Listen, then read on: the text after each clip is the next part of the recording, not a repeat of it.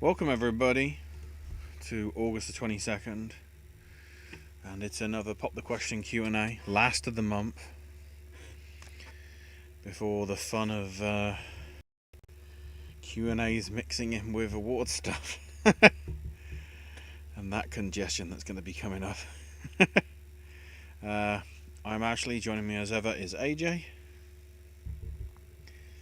Yeah, barely. I did my fear almost came true. I almost forgot about today since we changed the day, but we're Yeah, good now. it'll be easier in 2 weeks because we'll, even though it's moving a day later, because it's concurrent days, it'll probably be more in sync. Use of the blocking. Uh, so this is the chance for you guys in chat to leave your questions and the various other things that we do. The awards stuff. Well, the retrospective award stuff, I should say. And all sorts of other juiciness. Maybe we get a buy one, rent one, lose one, which is probably to do with either, what was it, red or white that we haven't done yet? Yeah. We done blue, I remember that much. And then I think we didn't do. I think we did red, so we're waiting on. I'm guessing it's white today, Josie. We'll get to that. First up, though, Bry was within a few minutes of me putting this live. Started putting some of the stuff. 2 weekends ago, I got 3 new used Blu-rays for my collection, which was Tim Burton's Alice in Wonderland, 127 Hours, and Unbroken. Not a bad range. I keep forgetting Unbroken. I don't know if that's a good thing or a bad thing. I mean, it's an Yeah, okay film. I actually really liked Unbroken, but at the same time I haven't seen it since the theater, and that Yeah. was next year that will have been 10 years. That would have been 10 years ago next year. So I think it's because not when you see what the main character is going through, it's just kind of an exhausting movie. Maybe that's why I haven't revisited Yeah. it. When you're reading this, I'm still here listening, but I'll be watching the Little League World Series. Yes, it's that time of the year again. Dumb kids with the softballs. Whack. Uh, Bry also asked us thoughts on the Criterion November lineup. That is There's one a thing there's one thing I'm really psyched about, yeah, which was when in cinema speculation when Tarantino was writing about Bogdanovich, I revisited The Last Picture Show and I read The Last Picture Show, the Larry McMurtry book, and got like really into that world for a while, and then I could not find Texasville anywhere. And to my understanding, The Last Picture Show's Criterion comes with Texasville, which is yeah. very So convenient. in order of release for November 7th, we've got the Jackie Chan box set, which is 6 of his really early things. Uh, Let me get the full list if I can get it to load up. Um, yeah, so it's Half a Loaf of Kung Fu. What a name. Spiritual Kung Fu, Fearless Hyena, Fearless Hyena 2, The Young Master, and My Lucky Stars. All bundled together. Then on the 14th, we have Days of Heaven, along with the. I mean, it's listed as The Last Picture Show, but as it does say on the artwork, it also includes the original and the director's cut versions of Texasville as well. Because I believe what they mean by the director's cut is I think there's a black and white version. Let me have a quick check. Hold on. Yeah, Yeah, I Texasville haven't. presented I in both actually the original theatrical version and a black and white version of the director's cut, produced in collaboration with the cinematographer. Nice because I actually haven't seen Texasville. That's another reason I'm kind of gravitating towards. I mean, I hear it's not that great, but I'm still just really curious about it. We've also got the 50th anniversary release of Scorsese's Mean Streets, and Yeah, it's got a really nice tour too. Brol's La Cérémonie with some Hooper. More Isabel Hooper. That's a pretty good I list, to like be that. fair. I like that Mean Streets' Criterion cover basically looks like a poster it would have had when it first came out and didn't. The, I'm trying to work out whether there was a version of Mean Streets that came out here that looked like a film poster, and I don't know whether that also got a DVD or Blu-ray release for you guys, because off the top of my head, I'm trying to think if it did. Um, oh, Bri also says, speaking of Criterion, I just started the 50s film in the collection. Starting with the ones that were Oscar nominated, so I did a wheel of names to choose the movie for me. And the first one that came up was Seven Samurai, which is on Internet Archive with English subtitles, by the way. Thanks, Internet Archive, Wayback Machine, whatever we call you. Uh, and Bry says that it's fine. I haven't been to that back in a while, but the obvious comparison is to Magnificent Seven, because that's basically what it was. I probably need to go back to that, to be fair. Does he mean the quality on Internet Archive is fine, or does he mean the movie is fine? Because I guess we'll I don't think find I've ever out. heard I don't think I've ever heard Seven Samurai described that way. It's fine. I also didn't know there was a sequel to Last Picture Show with Texasville, and ironically, I wasn't a fan of the Last Picture Show, but I did like Texasville. That's interesting. Mix it all up. So now we've got Bry's personal Oscars lineup for 2018 season. Well, 2018 year, I should say. So, for adapted, Bry has First Man, Incredibles 2, Spider-Man Into the Spider-Verse, The Wife, and the winner being Can You Ever Forgive Me? For original screenplay, I could go ahead. I could take or leave most of those. For original screenplay, we have At Eternity's Gate, The Favourite, Roma, Vice, and the winner being Green Book. Hey, Eternity's Gate's an inspired inclusion there. Supporting actress, Amy Adams for Vice, Zoe Kazan for Ballad of Buster Scruggs, Haley Steinfeld for Into the Spider-Verse, Rachel Weisz for The Favourite, and the winner, Leah Coleman for The Favourite. Love the Zoe Kazan mention there. For supporting actor, Richard E. Grant for Can You Ever Forgive Me, Jake Johnson for Into the Spider-Verse, Tim Blake Nelson for Ballad of Buster Scruggs, Christian Slater for The Wife,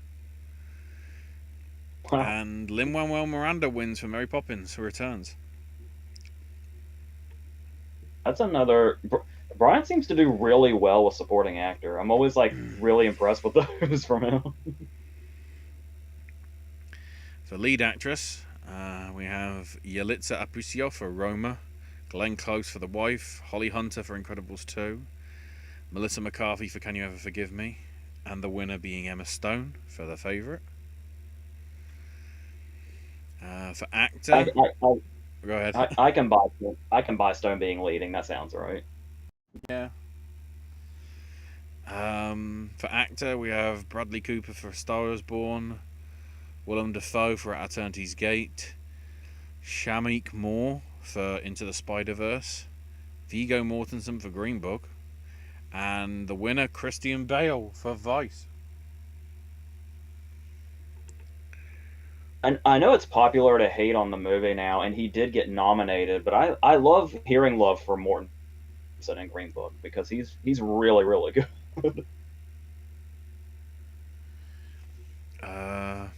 For director, Peter Farrelly for Green Book, Florian Henkel von Donnerschmack for Never Look Away, Bob Perischetti, Peter Ramsey, and Rodney Rothman for Into the Spider-Verse, Adam McKay for Vice, and the winner, Yorgos Lanthimos for The Favourite. amount of love for Vice. And then for Best Picture, the list of 10 for Bry is Bohemian Rhapsody, Can You Ever Forgive Me, At Eternity's Gate, Green Book, Never Look Away, RBG, Spider-Man Into the Spider-Verse, Vice, The Wife, and the winner being the favourite. I like the Bohemian Rhapsody shout out because it's really annoying how overhated that movie is. It drives me crazy how overhated that movie is. By the way, I'm saying overhated, not rated. Yeah, I don't think it can be over. It seemed like it was loved when it first came out, and now just it's uncool to not hate it. yeah, it's the way it rolls. Yeah, and I will be the first person to say another musical biopic. Fuck that. But I was really into Bohemian Rhapsody. Maybe it's just the music. I don't know. And I loved Malik too. I don't. We, 2018 all over again. I don't give a fuck about the lip syncing. I don't. The performance is still there. um, a new face, at least to Q&A stuff. Sammy Jones coming in saying hello, first time on a Q&A. Big fan of the Summer of Tarantino videos. Interesting. I've basically been trying to redo those videos through the years because I wasn't proud of them. Maybe they're better than I remember. That's nice. This is something that could spin off into a continuation of the series, though. So maybe somewhere down the line. Sammy asks favorite and least favorite Tarantino imitators.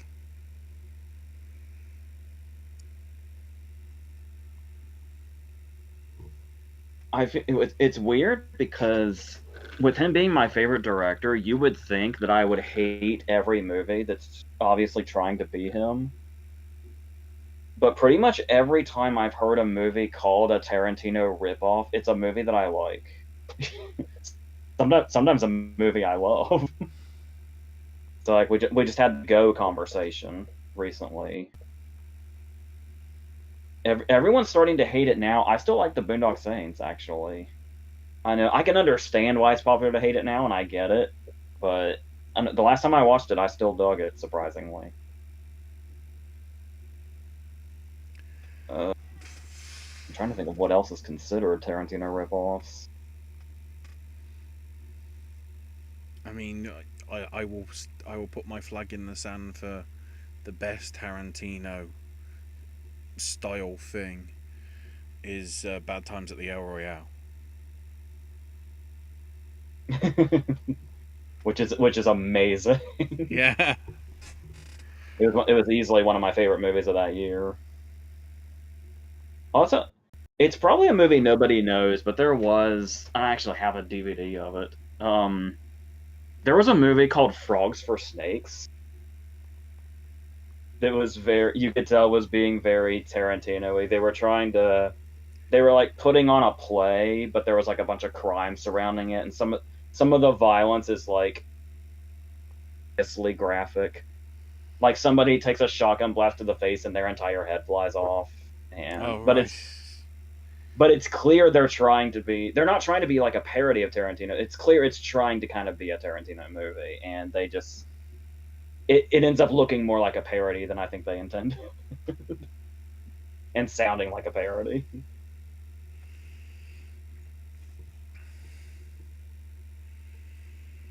Um, AJ should do the 1931 holiday versus the 1938 holiday. The 31 one's kind of hard to find intact, Mm. but yeah, that sounds doable at some point if I can find if I can find it intact. The 38 one's like all over the place, but the 31 one is like it's like you can find it Yeah. like pieced together from like shreds. Favorite combo: Hepburn and Grant or Hepburn and Tracy? I'm guessing that's what Sammy's trying to say. That's an interesting one because my answer is Hepburn and Tracy, obviously. Um, but the thing is Hepburn and Grant, their movies were like a lot more memorable. Like something at the height of Bringing Up Baby or the Philadelphia Story. Apart from maybe Guess Who's Coming to Dinner, Tracy and Hepburn's movies are kind of unmemorable, weirdly enough. But their chemistry went a very very long way, and that's what I think I would choose them first. But movies like Bringing Up Baby and the Philadelphia Story obviously are stand the test of time much more. So that's kind of a complicated one. This is another interesting one. A lot of golden age comments coming here for sure from Sammy. Because the next question is favorite films of Irene Dunn.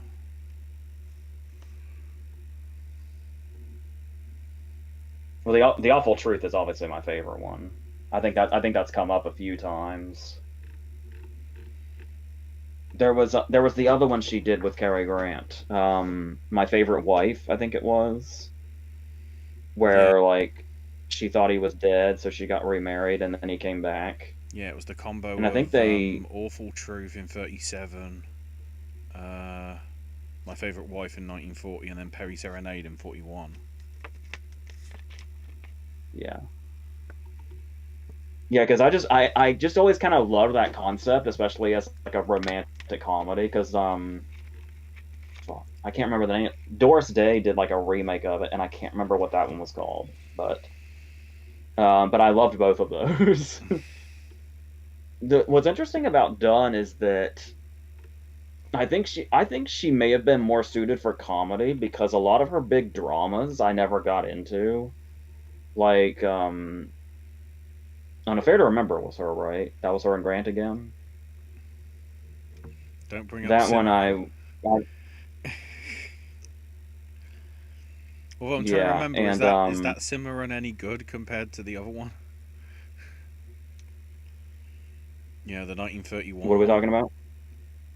Cimarron or Cimarron. No.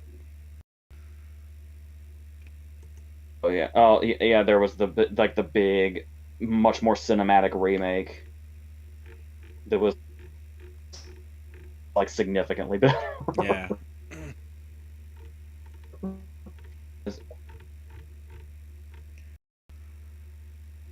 And like I remember Mama and stuff like that. I was only those are movies I only watched for like the Oscar history, and they just kind of came and went. But I think she was much more suited for comedy, and that especially shows in The Awful Truth. Uh, Sammy also says interesting that Adrian did a lot of the early costume designs.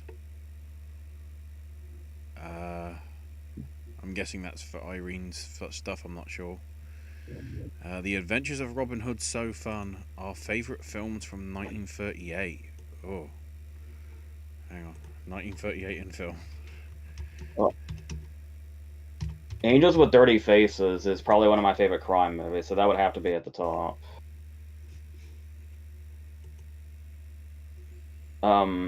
Boys Town obviously brings back my love for Spencer Tracy. Him and Mickey Rooney together was magic. That with that and Captain's Courageous the year before. Um, Four Daughters I really liked, which was like this was like the Michael Curtiz year because of Robin Hood and Four Daughters and Angels with Dirty Faces. I think Bring Up Baby I think was 38. That'd Yeah. probably be up there. I'm just trying to look. Um, there's one there was one called Merrily We Live with Brian O'Hearn and Billy Burke who played Glinda in The Wizard of Oz. I remember liking a lot. It was another kind of like romantic comedy of sorts. The romantic comedies of the 30s were pretty spectacular. This, which you would never suspect when you look at the romantic comedies of today. of today. There was a time where that genre was like gold.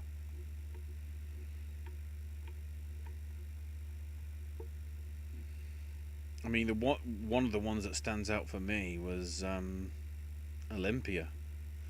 Lenny Riefenstahl's documentary slash propaganda thing on the Olympics from '36. You know, a lot of Lenny Like, Riefenstahl's work is like really exceptional, and Olympia's up there with them as well. More people need to see yeah, it's like, documentaries. as I say, it's like Birth of a Nation, where you don't want to acknowledge how cinematically relevant it is, Yeah, but it's there. to some extent as well. You know, Eisenstein's October and everything, because that was basically propaganda Oh yeah, yeah, to some extent. So, well, I don't think that would have been 20 something. I think.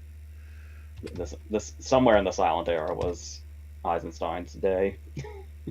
No, I don't want Oktoberfest. Thanks, Wikipedia.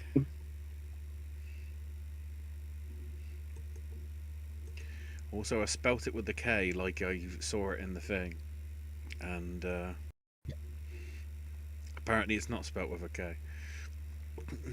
That's just, I guess, bad translation from the version that I saw in history class in about 15, 20 years ago. Yeah, 1928. So it was actually 10 years before. Why didn't that get in the Oscars? Oh, because of reasons. Um, have we seen Make Way for Tomorrow? Leo McCarey had that and The Awful Truth the same year. Yeah, I've got the Criterion DVD of it. I can honestly tell you, I think I prefer it to Tokyo Story, but both of them I haven't seen. It's been long enough that I feel like my maturity has probably changed enough to where I should probably rewatch both. Completely gotten the point when I actually watched them. Ooh, next one from Sammy is favorite David Lynch. My favorites are Blue Velvet, sorry, and Inland Empire. Um, Yeah, yeah. My top choice is also Blue Velvet, and I wish I could say something like obscure or inspired or something like that. But second for me is probably Mulholland Drive. yeah, it's a toss up for me between that and Elephant Man. Yeah, Elephant Man's definitely that's probably my top three is those three. Yeah, although obviously Twin Peaks is pretty good as well. And also that meme that I keep seeing on Twitter where it's like, it's something like it's Friday once again, where he just like gets the camera going, and if you can believe it, it's Friday once again. It's one of those things that you can just like retweet every time. And I will just say one of my absolute favorite things to watch is on YouTube you can find it, but it's the special features for Twin Peaks: The Return, where it's just like making of video like diaries.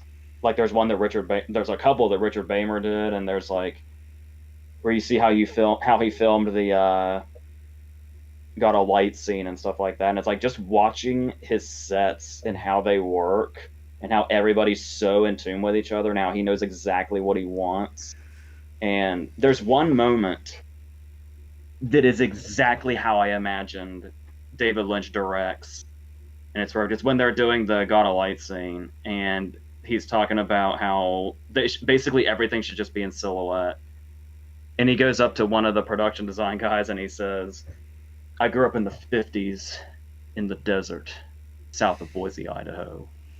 It's fucking pitch black. You can't see anything, and that's what he wanted it to look like. And it's like half biography, half direction is exactly what I expected from him. And I've watched those so many times. I think verbatim.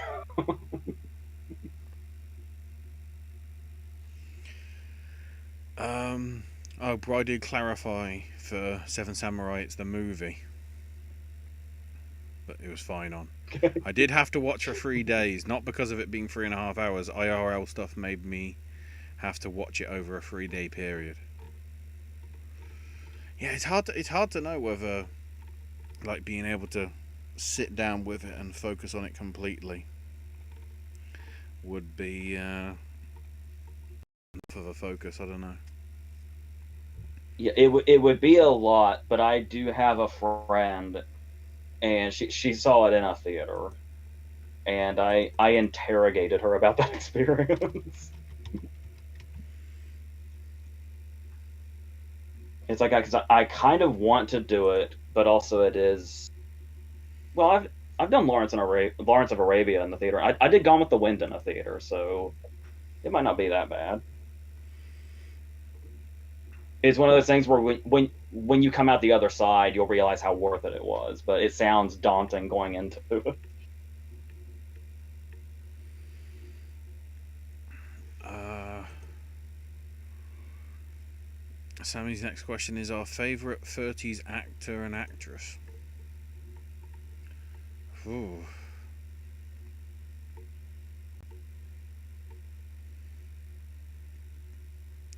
I really want to just pull somebody out of like thin air that hardly anybody's heard of that they should out. But as far as actors go, it's kind of the usual suspects, like Tracy and Jimmy Stewart and stuff like that. An actress I'd love to shout out is Claudette Colbert,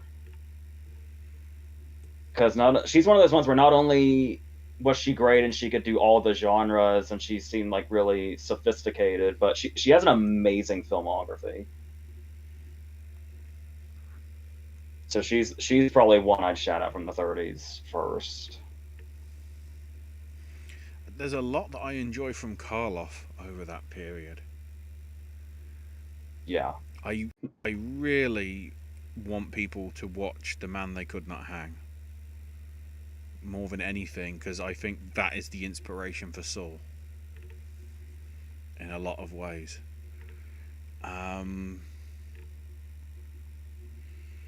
I'm trying to think to some extent, I don't want to say like a Bette Davis or a Vivian Leigh because of course their sort of only really chance to shine was later on in the period. So, well, no, I guess Bette was mid-30s with Dangerous when she won, so probably the usual suspects there. But I mean, mid to late 30s when we got the start of Barbara Stanwyck.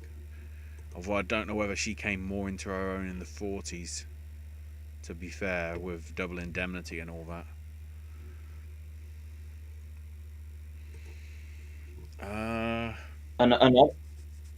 Another person I'd want to shout out is Ginger Rogers, because a lot of people just think of her and Astaire, but she was fantastic standalone too. Maybe more so. Like Vivacious Lady, I love so much. I think Vivacious Lady was the 30s. I want to say it was like 37, maybe. Sounds about right. I really enjoyed The Cameraman. Our favourite Buster Keaton films. Ooh. I'm actually not really a Buster Keaton fan. I would say like I remember liking Seven Chances and um fuck, Our Hospitality and Steamboat Bill Jr. It's very interesting.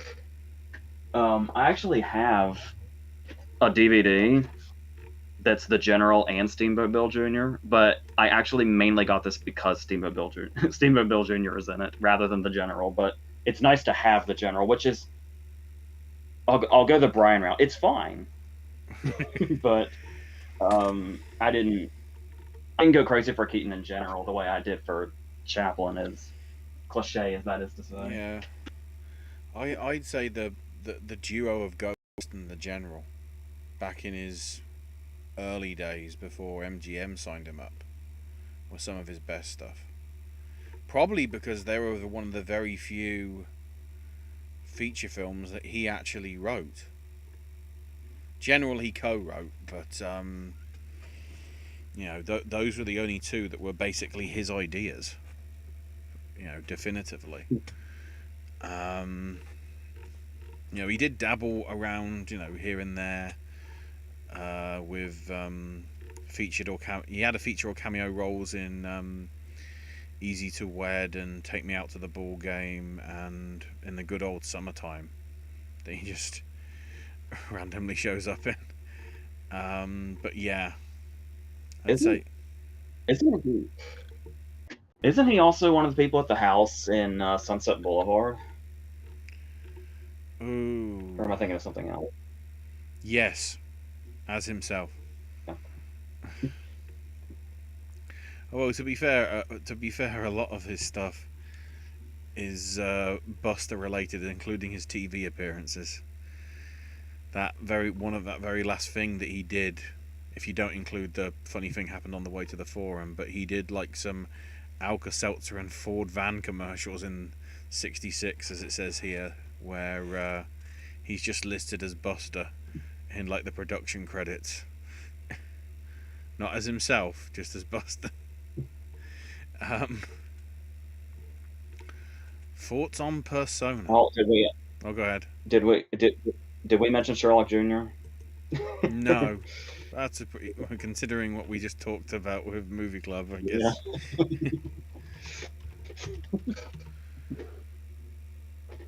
Now, yeah, thoughts on Persona.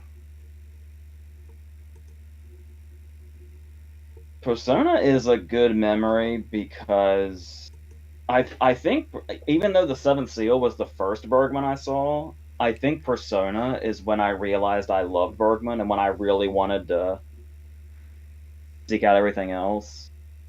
The thing that thrilled me about Persona was I think I was like 19 when I saw it, and it was like it was engrossing in a way I felt like I'd never been engrossed in a movie before. And then I felt, as weird as maybe pathetic as this sounds, um, I remember being really proud of feeling like that I got it. It was kind of it was kind of an early experience of that, where it's like I felt like I was able to piece it together myself, and it was like a triumphant feeling, and just all of that together on top of like the filmmaking, obviously, is when I just really got this craving for Bergman and what else he was capable of. Yeah, it's it's way more psychological than I thought it was going to be, even though it's Bergman. I guess because of like some of its imagery and everything. Like, how do you start a film? Here's a crucifixion. Here's a sheep getting murdered. And the fact that it's all done in like less than 90 minutes as well. Yeah, yeah. Um, and of course, I'm just checking here. Uh, I don't know whether it actually made it in. Did it get anything at the Academy Awards? No, I ignored it. Yeah. Yeah, that's one of those things though where it's like when you look back on it now, it seems ridiculous, but it's like if you think about when it came out and people were first seeing it, it's like I get it if it was if it was off-putting, especially at that time. Yeah, it didn't even get nominated, but Battle of Algiers did, along with Free from Yugoslavia, Pharaoh from Poland. Oh, good old blackface. That ain't gonna age well, or at least it looks blackface. And then also Lovers of a Blonde from Czechoslovakia. Oh, from Milos Forman. Yeah. That's a Uh, very when you watch the Criterion Closet videos, Loss of a Blonde is a very popular choice. and A Man and a Woman from France from Claude Lelouch, who's still around at the age of 85.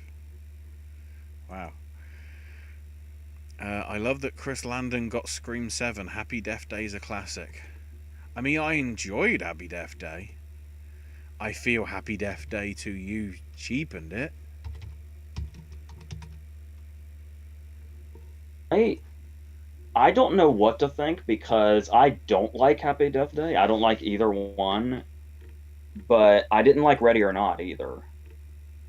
And I really liked Scream 5 and 6. So I'm gonna be open minded, but I'm not thrilled about Landon getting the job. And what about I'm also not thrilled about Landon getting. Another reason I'm not thrilled about him getting it is it was to my understanding that this was a trilogy that was already planned, and to change directors as we're going to the end of it, I don't know.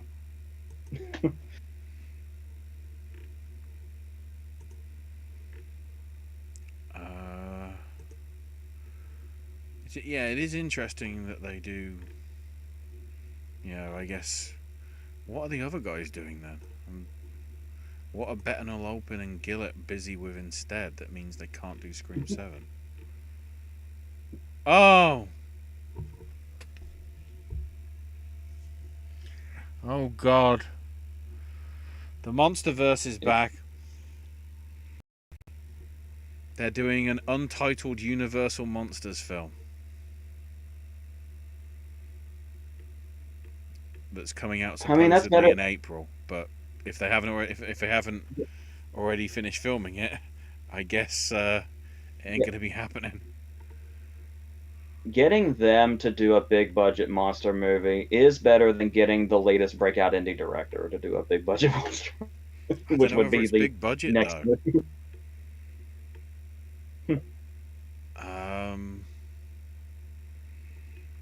I don't see anything about the budget, but it's like it's distributed I'm, by I'm Universal, but it's like it's when you produced by when you them, but when you say the word universe, I just imagine a movie that's going to be over budgeted, more budgeted than it yeah. needs to be. To be fair as well, we have no clue what it is. They filmed it and it hasn't leaked out as to what it actually is. Great job, guys.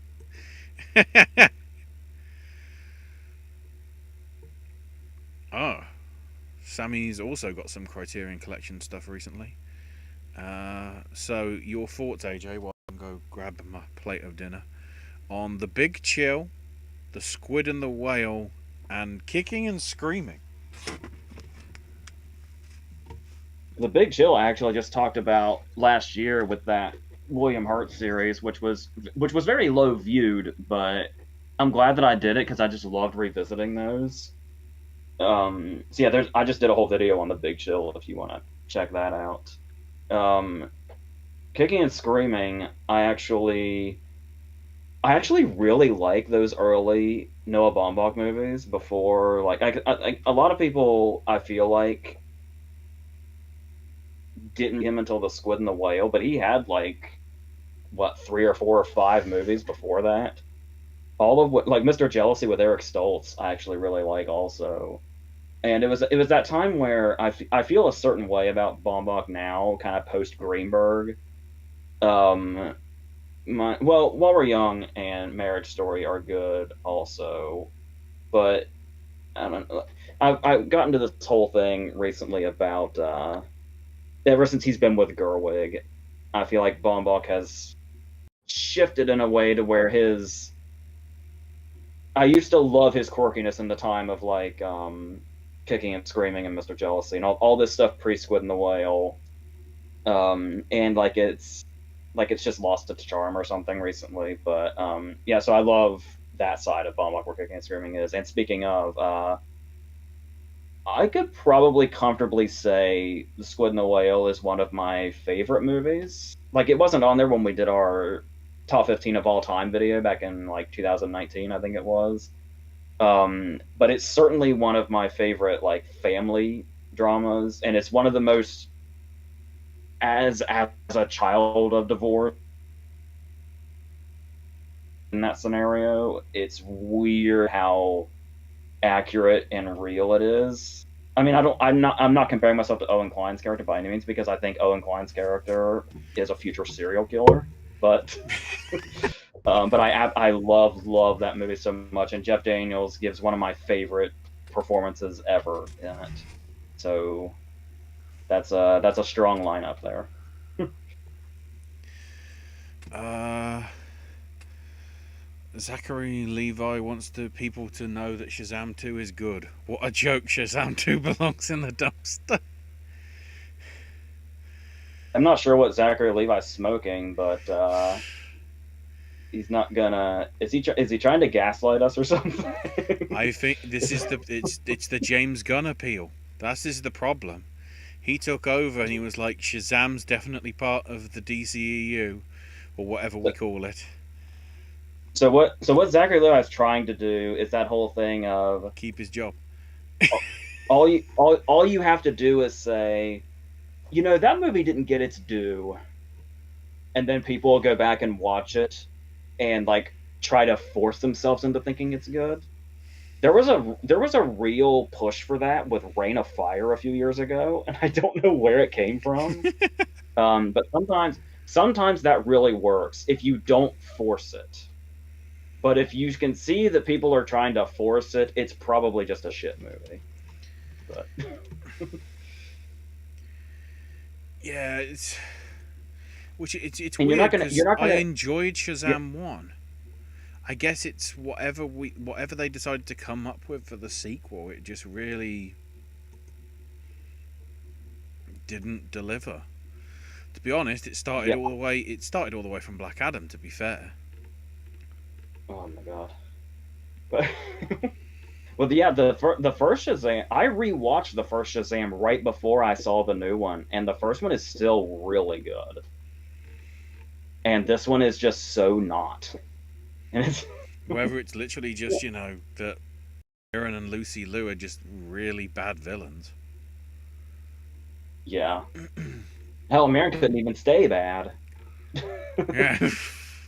And but it's a thing also, Zachary Levi, if you hear me. If you're trying to do the turnaround where people start to reevaluate a movie, it's typically not the same. It's typically gradually over like maybe a decade or maybe even 2 decades. It's not the fucking same year the movie comes out. You're gonna get a turnaround because you it's know, still fresh in people's minds how shit it yeah. is. So Arguably, ever since Birds of Prey, which I enjoyed, but yes, uh, but then on Wonder Woman 84 had a lot of potential that didn't deliver on. Suicide Squad was, I think, pretty good. I mean, better than what we got from David Ayer, I would say. monumentally better. I fucking love completely upon unapologetically, I absolutely loved Birds of Prey and James Gunn's Suicide Squad. Absolutely. Like no, not even like it's okay for what it is. No, I love those movies. Yeah, what you just said about Wonder Woman 84 was very kind. That it didn't live up to its potential. Well, I mean, Wonder Woman 84. It didn't use enough Blue Monday. That trailer got me. Use Blue Monday. There we go. Want to watch it? What Wonder Woman 84 is a disaster, and I think it's people realizing that Gal Gadot has no personality. Because it was charming that first time, and then you realize Which makes me amazed that that that bloody Netflix movie happened. And considering all I've heard about the mess that is the Snow White live action thing for Disney with Gal, I, is this squashing her career? I don't know. I just We'll I see a just love Fast how 11 ahead of or the Fast 10 2 or whatever we'll fucking call it. Not to sound full of myself, everything, but I just love how ahead of the curve I was in hating Rachel Zegler. I've been doing that since West Side Story. Um. Oh, hot take from Sammy: Zathura is better than Jumanji or Zathura. Zathura is good, but that's certainly a hot take. That's Yeah, like I disagree, but Zathura is very good. Yeah. yeah. It's one that I think is underappreciated. I guess the problem is the bloody title that they gave it. If they'd have implied it was sort of more of a sequel, well, I know it's technically a spin-off from Jumanji, but if they tried to make it more like it was, based off Jumanji, the Jumanji verse, I don't know what do we call it, Yeah, but I know. it would have done better, I think. Yeah, if you want my hot take, I would say that Zathura is better than the Rock's Jumanji movies. Because I know people love the Rock's Jumanji movies too, and I think they're fine, but I didn't love them the way everybody else did. And I would probably take Zathura over them. Yeah, I like I like, was it Welcome to the Jungle? I'm trying to remember. You know, it was Welcome to the Jungle, and then the Next Level. Yeah, I think the Next other Level one. was probably the weakest of the four. Yeah, the highlight of the Next Level was Kevin Hart doing Danny Glover the whole time. That was hilarious, and it's not often I say Kevin Hart's hilarious, but that was one case where I can say he was. Sammy also mentions Before I Fall was very charming. And That I I know that title, but I can't think of hang what on, it is. Was that the That wasn't the Zoe Deutsch time loop movie, was it? helps if I can type properly. That sounds like a lot of different titles. There's a lot of before titles. Before I Fall, if it's the same one. Set 2017 sci-fi teen drama with Zoe Deutsch and Yeah, yeah. all that. Yeah, it's fine. I think that's another reason I don't like Happy Death Day is the time loop gimmick was doing fine, and then Happy Death Day was kind of the beginning of the end of it. I think. And then also, First Cow is one of the best films of all time. That Kelly The Reichardt Kelly film Reichardt movie? from a few years back. That's pretty high praise.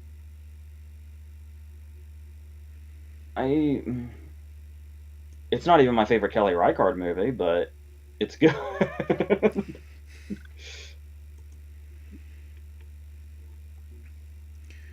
Uh, some stuff from Josie. Hey Popcast team, I've just read The Education of Oversoul 7 and The Further Education of Oversoul 7 by Jane Roberts. The first two books in her Oversoul 7 trilogy. Is it the last Education of Oversoul 7, the third one? I don't know. Josie, sorry, is currently in the 740s of One Piece. Consistently awesome. First time watches since last time. Rockula,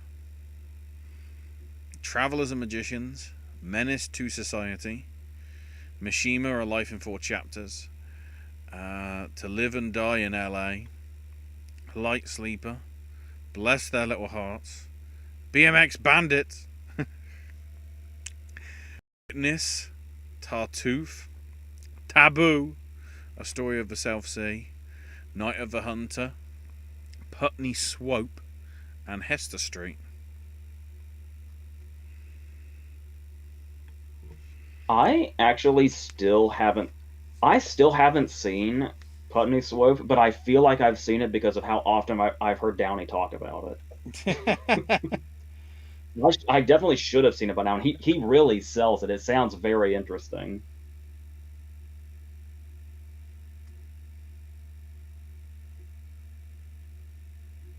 As far as reading goes, I forgot to mention that I'm hopefully, if I can read very quickly, I'll be prepared for the next movie club because I did obtain a copy of Children of Men. Oh, So we'll see if I can get through. Yeah, it's like 240 pages. That's Yeah. I think we mentioned this before, where I said as a Stephen King fan, 240 pages sounds very short to me. So it can be done, I'm sure. Because I was also reading. I'm in the middle of Halloween Party in preparation for a Haunting in Venice.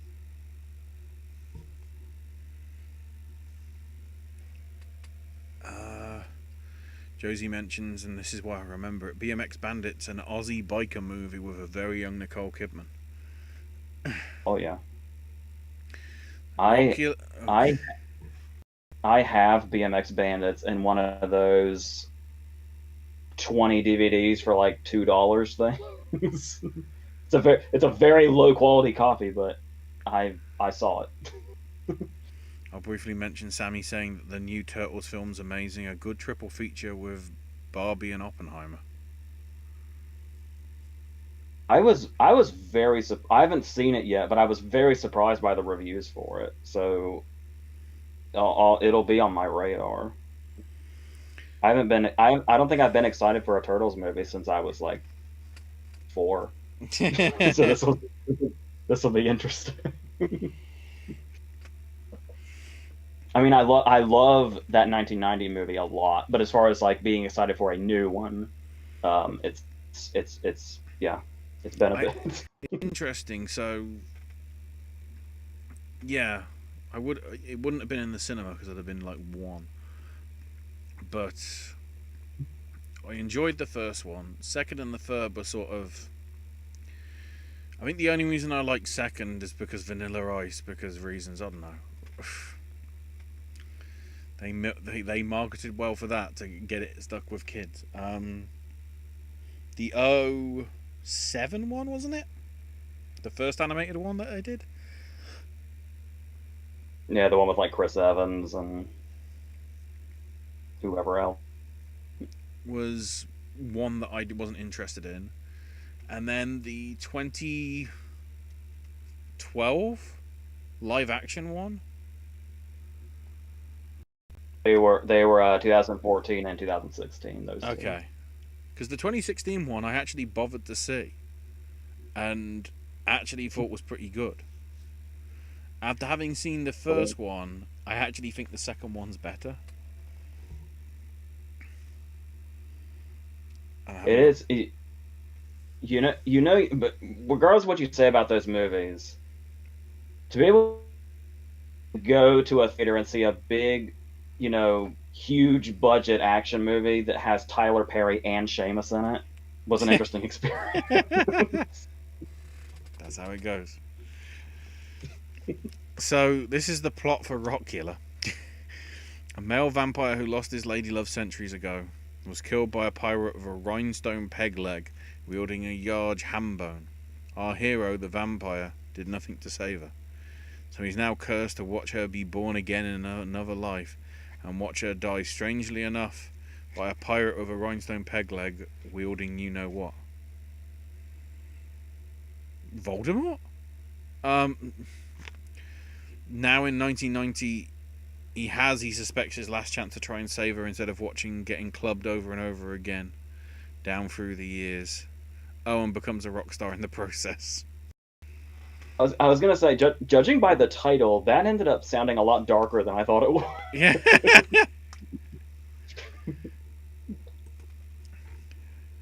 That got kinda dark. I'm trying to remember who was in that, if anybody. Yeah, 1990s. Or 1990, I should say, so it was set at the same time. Dean Cameron, apparently. Special appearance from Bo Diddley.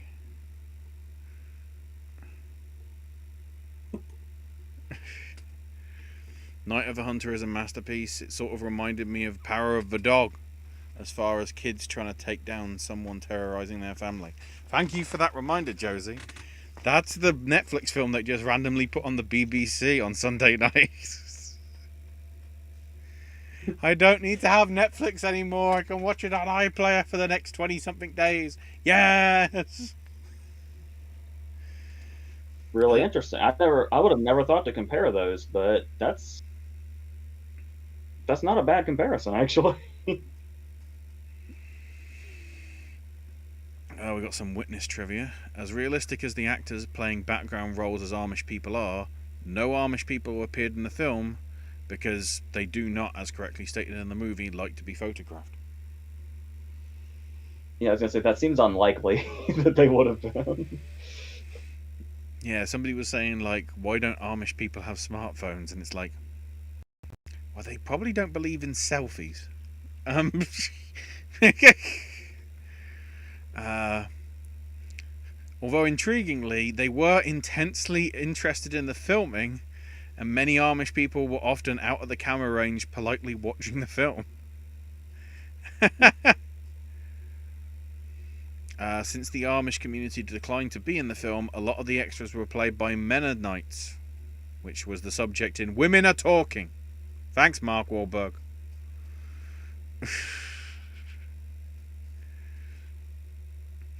The script's original title was Called Home. I should say, the original title was Called Home, um, which is the Amish term for death. Danny Glover, who appears in the film, would later use this phrase as the President of the United States in 2012. The President of the United States, quoting Witness. You gotta love it. Sylvester Stallone was an early choice for the role of John Book. When he turned down the role, he said it was one of the worst decisions of his career. I can actually see that.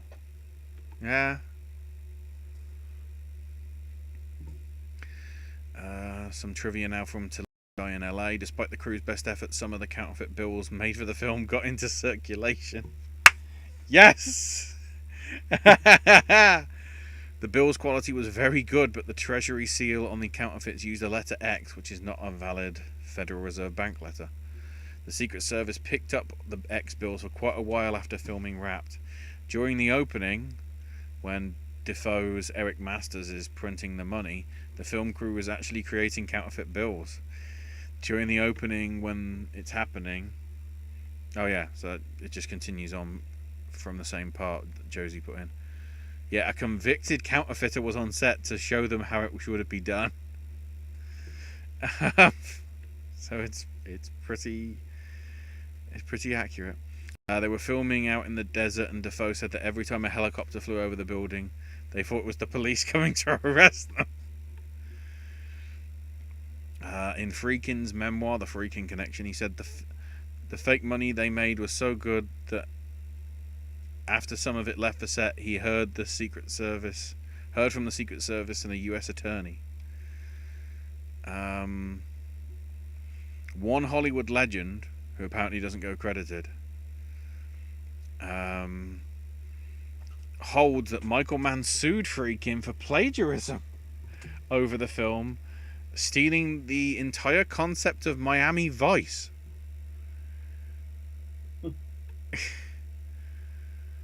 But lost the lawsuit. I guess it was just thrown out. The whole thing was like, what are you talking about? You idiot.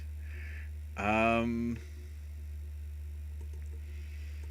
Friedkin himself has said, Michael Mann and I have been good friends for 30 years. Nothing like this ever happened.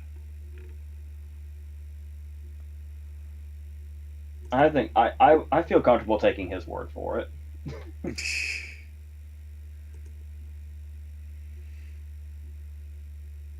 I'm trying to think. So Josie's asking me, but I might as well spread it out to both of us. Have we read Tartuffe or anything by Moliere?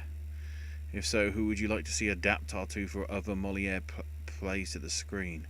I could see Yorgos Lanthimos doing it. Yeah, I mean, I don't think it would be exactly Edgar Wright's thing, but you're obviously looking for that sort of like quirkiness. I'm trying to think of like who would sort of be, because I haven't been that I can think of that many Moliere adaptations.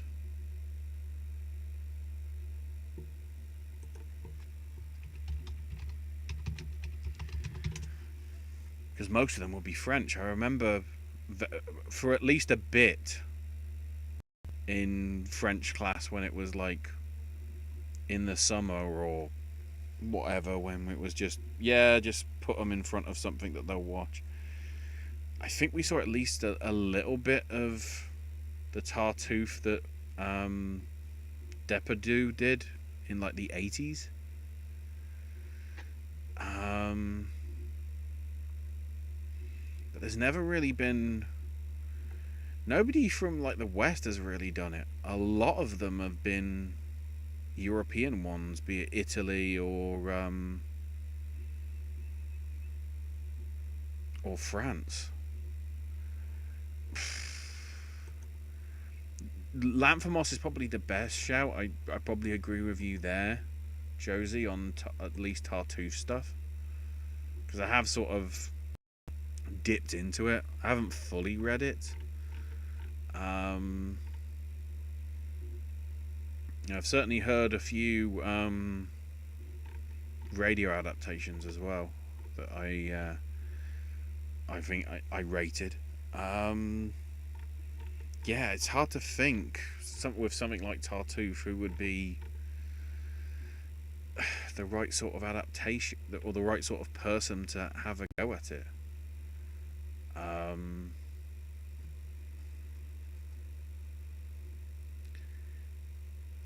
I'd be intrigued to like see something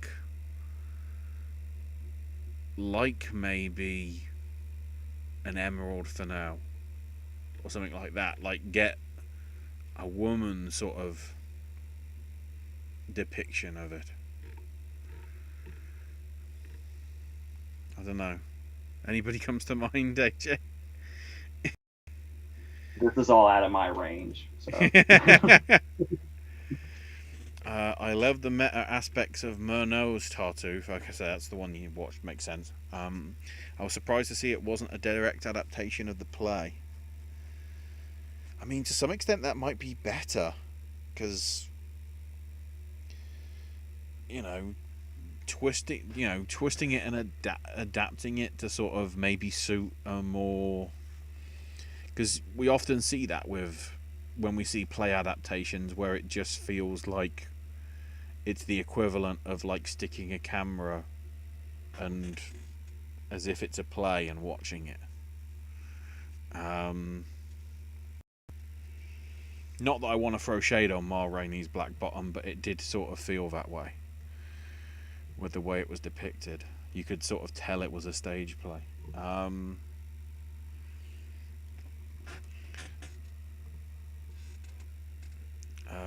Which Murnau films have we seen?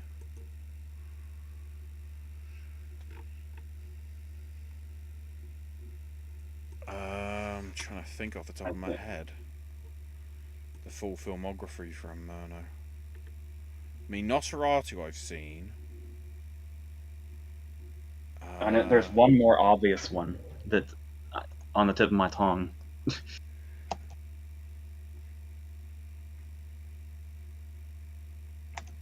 I think I vaguely remember. I haven't seen all of it, but Faust as well. Yeah, Sunrise and the Last Laugh.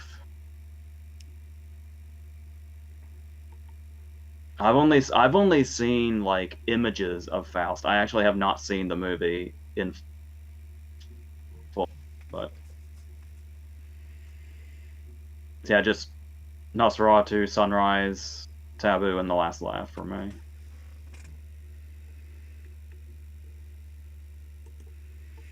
It's a shame that like a lot of the interesting ones, including Murnau's Dr. Jekyll and Mr. Hyde version, is just probably lost time.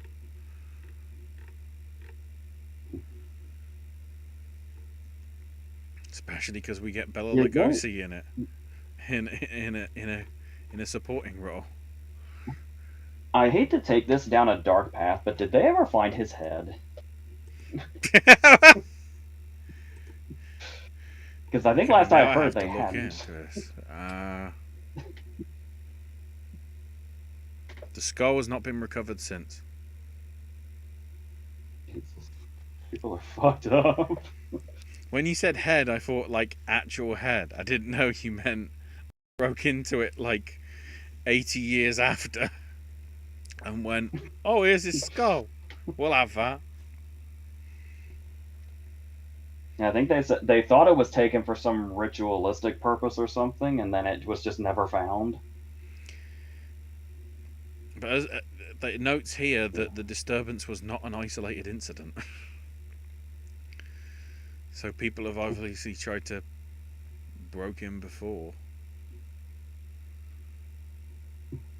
Maybe it's because of that death mask that Greta Garbo had made. People want to match the mask to the skull, and it's like, does it fit? Is it like Lego? Oh God. Favorite scene in the movie where somebody drugs someone or gets them drunk to do something? Of course, I think of School of Rock when Jack Black gets Joan Cusack drunk. Um,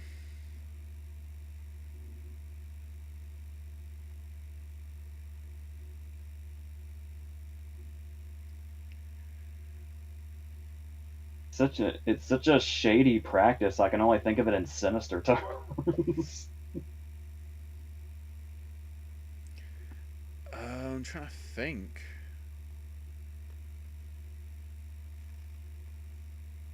I don't think I don't think one did it to get information out of the other. But in a similar vein, I like the scene in Zodiac when Downey's still kind of put off by Gyllenhaal, and then he notices his blue drink, and after they like have a whole table full of blue drinks, they're like giving each other all the information they have.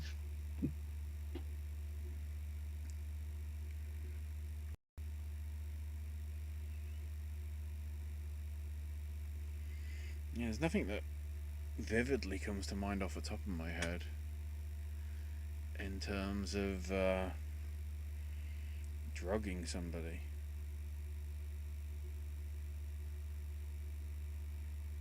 I guess to some extent the Living Daylights bit, where we have to find some way for the peril to happen, so, you know, innocent Kara basically drugs Bond because she's blinded by Jerome Crab! Which is like a bit of a cheap way to get to Act 3, but there you go. There's a movie that I love that I've mentioned once or twice. It's really hard to find. I found a DVD in a flea market just out of nowhere, and I picked it up like it was the Holy Grail. And I think it could be found on Tubi, and that might be about it. And I've mentioned it a few times. It's a Matthew Lillard movie called The Curve, or sometimes Dead Man's Curve. And there's a scene where he gets Carrie Russell drunk. We think for one reason, and it's actually another. And it's really he might be more sadistic in that movie than he is in Scream, and it's wild. Favorite Joan Cusack performance? Well, now that's been mentioned, I do love her in School of Rock and Toy Story 2, and I love that she got nominated for In and Out. That was pretty inspiring. Those might be my top three for her. She was Oh, and one. Adam Family Values, of course. I didn't even realise she was one of the voices of the elves in Arthur Christmas. Oh yeah, you can tell. Yeah. I'd still put probably Grosse Point Blanc on pretty high up in broadcast news. I can't believe I almost just forgot Adam's Family Values. I should have probably said that first. And it is her voice that's used in a few of the archive recordings for the Chicken Little video games, and then her actual voice for a bunch of the Kinect games and the Toy Story 2 and 3 games on the PS1 and PS3 respectively. Although Toy Story 2 might have come out on PS2. It might be different developers, so who knows whether her voice is in that.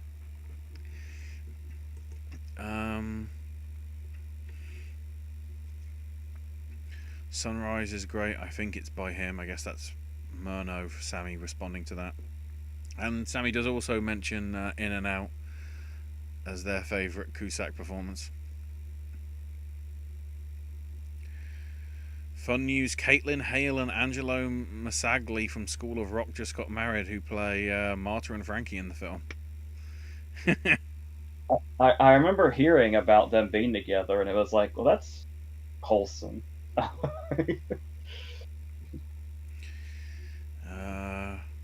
Josie says, I love Sunrise in all caps. Schools Rock's one of the most quotable movies ever. Favourite line from it? I don't know if it's my. Oh my god, I got so many. You're right, it is one of the most quotable. I will find myself walking around the house under my breath saying, let's rock today. That one comes up a lot.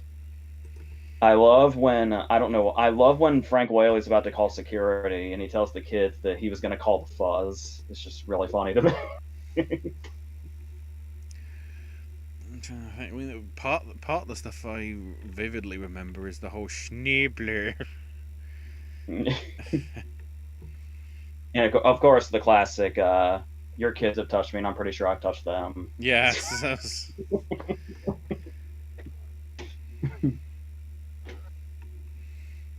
And because it just feels like a Tenacious D quote instead, you know. We are your humble servants. Give us the power to blow people's minds with our high voltage rock. Obviously, another classic is "You're tacky and I hate you" is a good one. I feel like Miranda Cosgrove has a couple of good ones, but I can't think of them off the top of my head.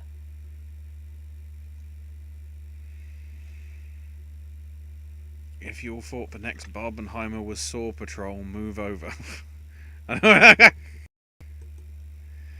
Thanks, Josie. I'm trying to. Did they move stuff? List of American films of 2023. That'll be in my history rather than having to go on Wikipedia and having to type in way too much. If they're gonna intentionally try to make the Barbie Oppenheimer thing happen again, they're gonna fail miserably, whoever it is. I mean, in theory, That was what one. you should have the combination with Dix the musical, because then we can have Dixel. That's the real one. That's the real combo. I'm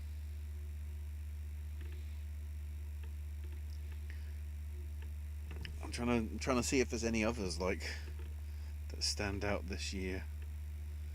I mean, I guess you could do Hunger Games Next Goal Wins or something. Maybe. I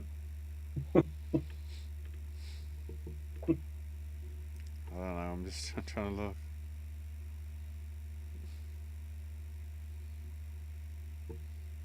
Wonka and Chicken Run on the same day.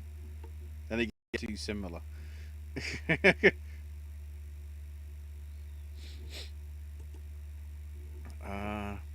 The Pot au Feu, winner of Best Director at Cannes, starring Benoit Magimel and Juliette Binoche, has had its title changed to The Taste of Things, which Josie says is a stupid name change.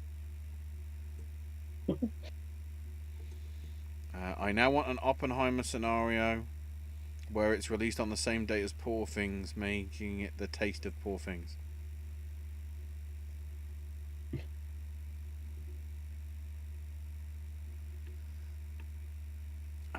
Worst name change for a movie. Live, Die, Repeat. Do I need to Yeah. say that over and over again when this comes up? There's that one, and I always stand by the Jason Statham movie Hummingbird being changed to Redemption because it's just the most generic fucking title. I can understand if they thought Hummingbird wasn't a great name for a Jason Statham crime movie, but it's intriguing, unlike Redemption.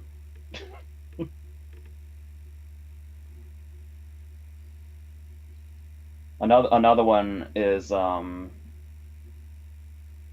I think I've mentioned this one before actually. The one with Antonio Banderas and I think Morgan Freeman, where it was initially called Thick as Thieves, and you can still find it as Thick as Thieves, but the DVD release was The Code.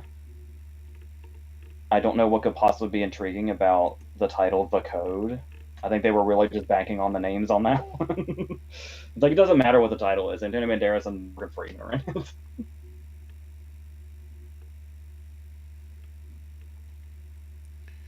I'm trying to think of any others off the top of my head.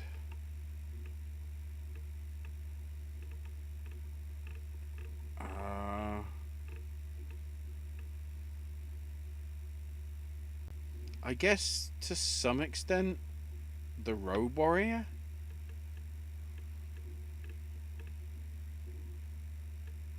Because the title really Oh yeah. doesn't make sense unless you put Mad Max with it.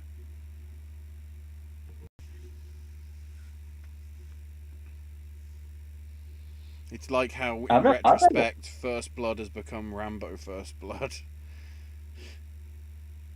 yeah. Yeah, I've never really had a problem with the Road Warrior just being called the Road Warrior. Oh, I completely forgot about that one. Mainly because I don't know it as that title here. Pirate Radio. Yeah. Why they changed it from the boat that rocked, like it was over here, I have no clue. I have mentioned. I think me and Owen have mentioned because we watched it at the same time. Um, it's funny that pirate is in the title because me and Owen actually saw that movie online the year before it came out here. So when it was still called The Boat That Rocked.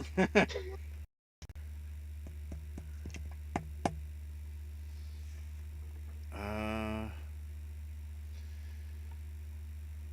Funny scene in the film where characters are in disguise and trying really hard to conceal who they really are.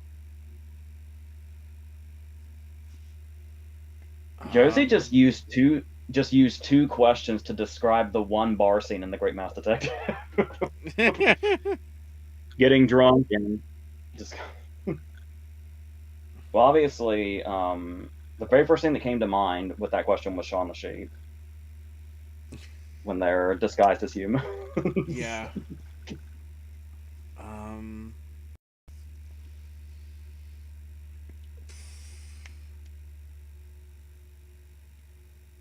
I like the what was the actual question again? I guess it says funny scene in the movie because I was trying to think of the one in Mission Impossible 6, but that isn't really funny because it's not. Characters are in disguise and really trying hard to conceal who they really are. Um,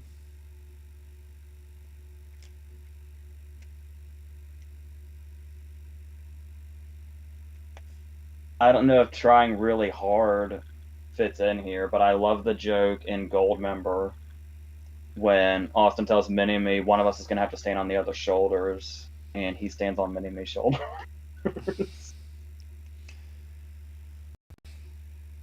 I was thinking there must be something akin to that in What's New Pussycat, I think. I'm trying to think off the top of my head whether O'Toole has to like don a disguise and everything.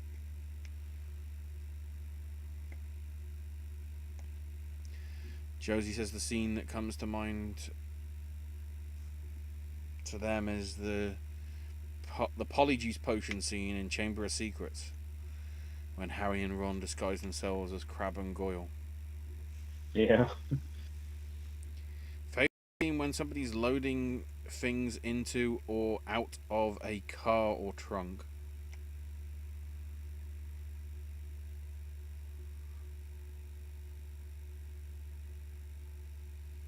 All I'm thinking about is crime related. like like the disposal of Marion Crane's body, or when Buffalo Bill kidnaps Catherine Martin.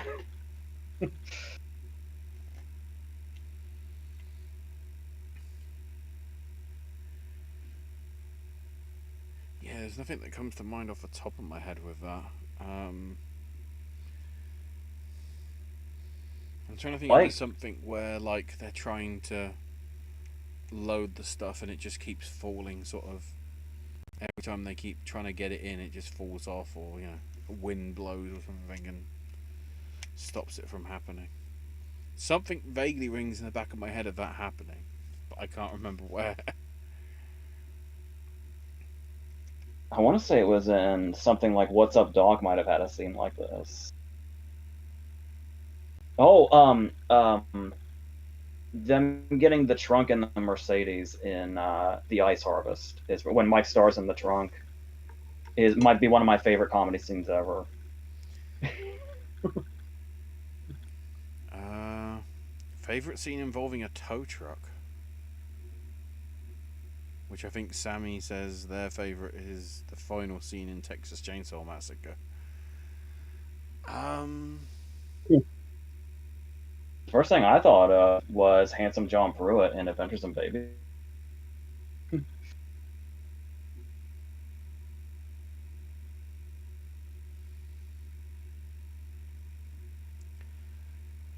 trying to remember which. There's some action film where the whoever it is, the hero or whatever, gets their car put on the tow truck, and so the next scene you see is them driving the tow truck with the car on the back of it. Oh, bloody Johnny English! I think it was the first one.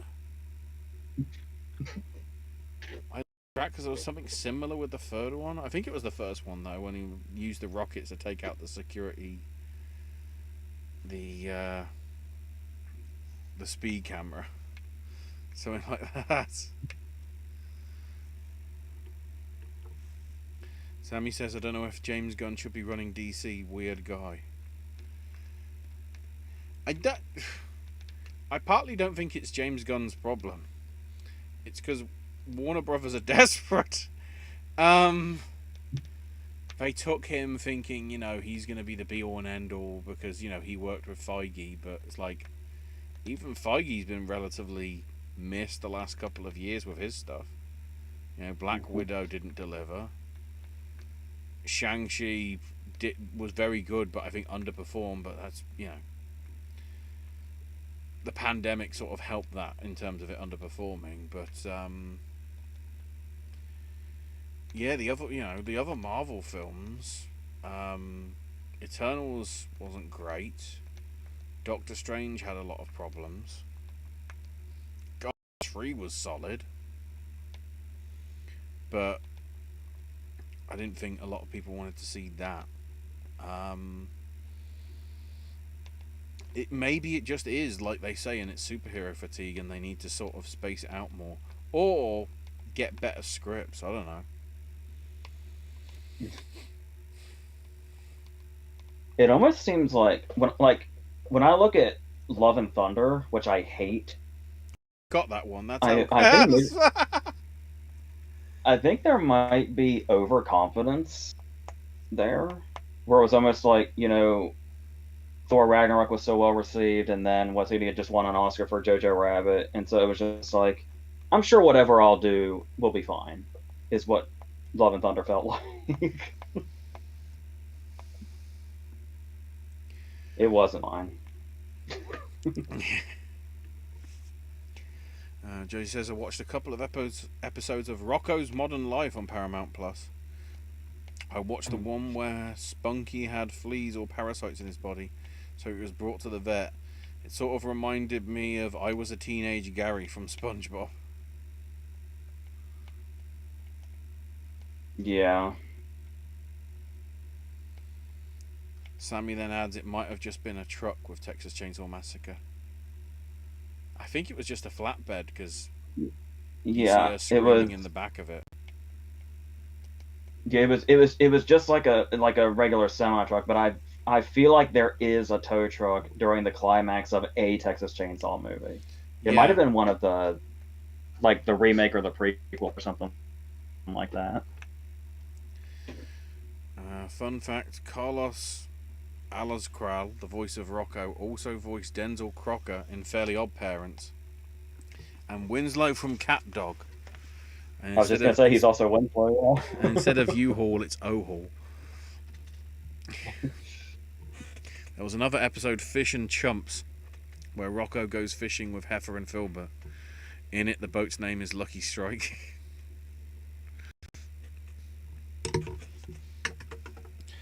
Sorry, It was I a dropped my pen because I'm getting confused by this question because I completely forgot that this was the title of a film.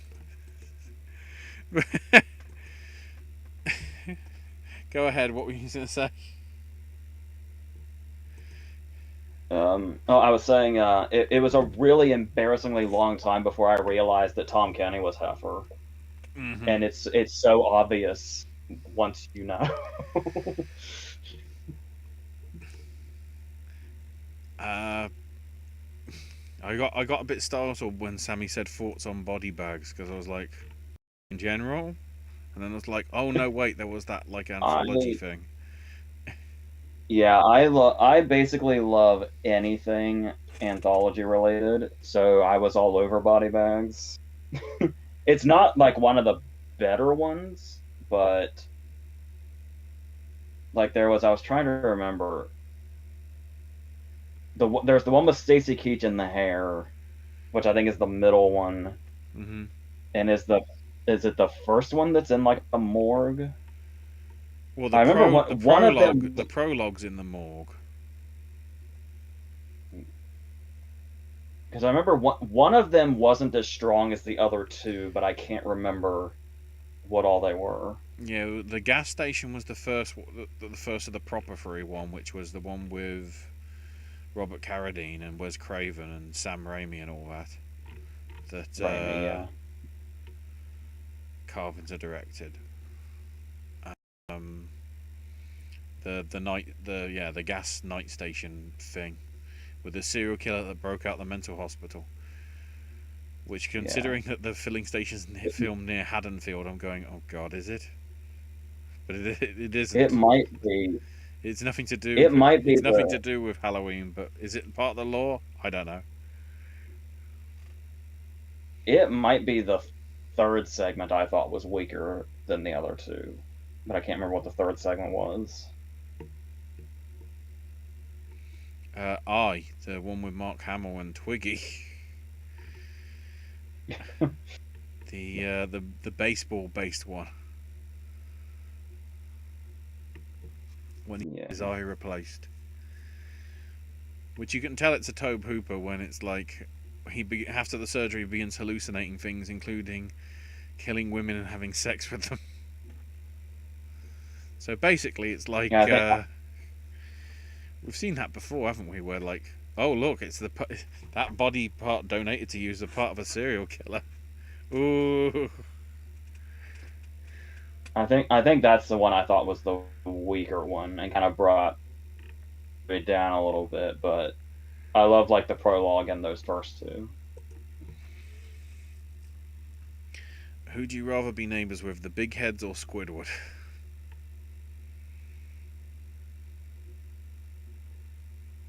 They both just kind of keep to themselves. So, well, with the big heads, you don't have the clarinet playing, so probably the big heads.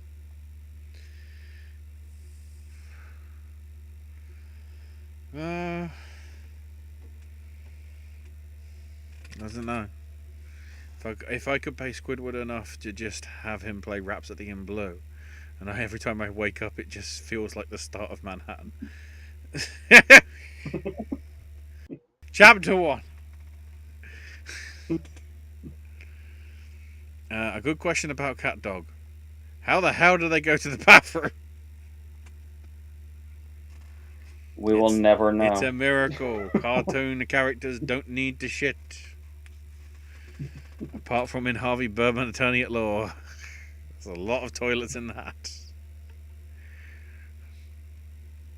Speaking of SpongeBob, I got a new TV. When delivered, I thought of that episode of SpongeBob Idiot Box. I couldn't get you a present this year, so I got this box. Which does appear in the SpongeBob DLC for Power Wash Sim. Cheap plug for my Power Wash Sim videos. Although I don't show the box, but there is just a random cardboard box by SpongeBob's house, which I'm guessing that's there as the nod. I love when Squidward's watching boxing on TV between literal boxes. If there was to be a box battle like the one on TV in the Idiot Box episode, I'd like to see it between the box from Dune and the box from Seven.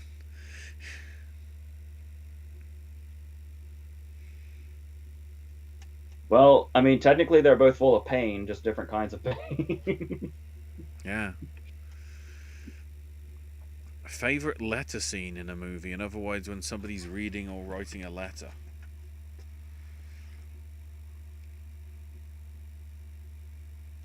The final scene of About Schmidt is always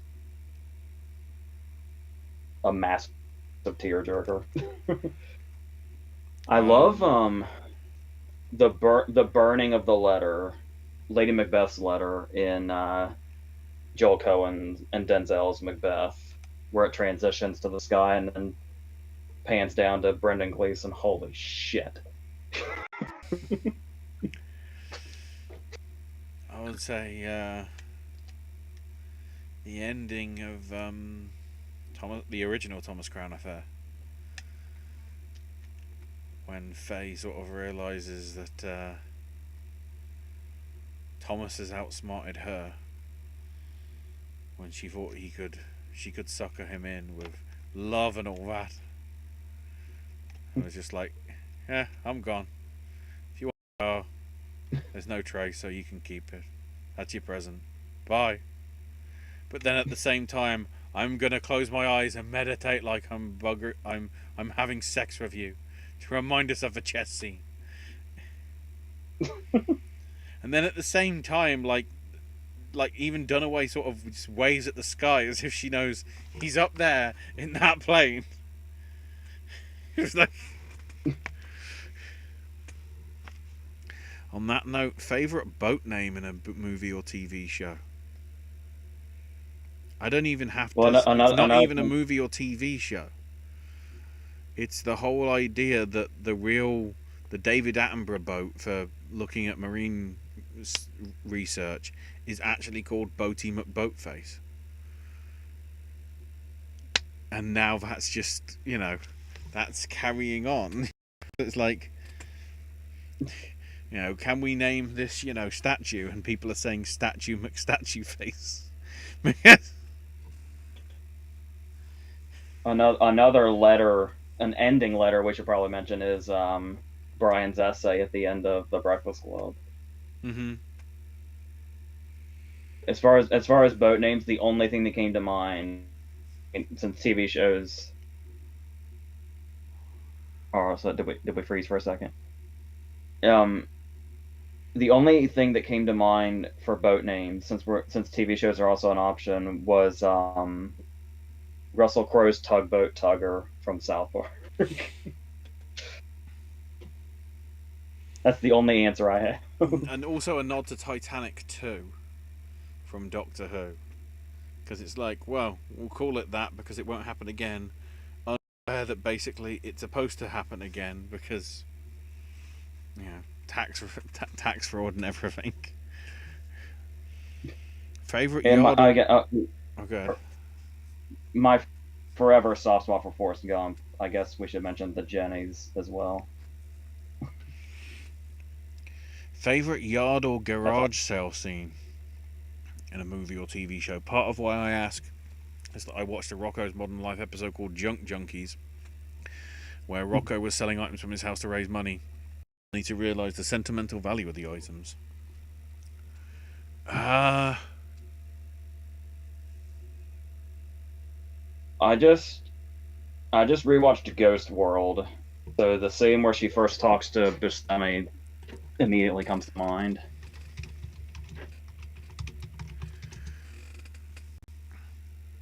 I'm trying to think of a film where there was a.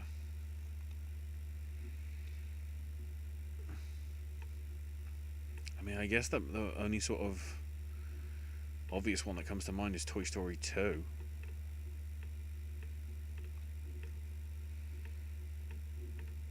Of all that sort of the way that goes. That's the only one I can think of off the top of my head.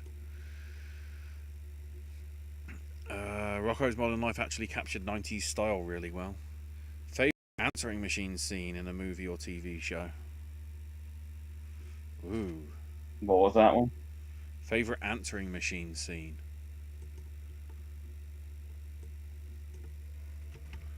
Well, the most obvious one is Swingers. And as much as I absolutely hate Crank 2, I do love the payoff to the joke where at the end of the first movie he's falling out of the plane just before he hits the ground, so he calls Amy smart and leaves her like this last love message. And then in Crank 2 the payoff is he says, "Did you get my message?" and it cuts to an answering machine just blowing wind really loudly. That's a good, I hate Crank 2, but that's a good payoff.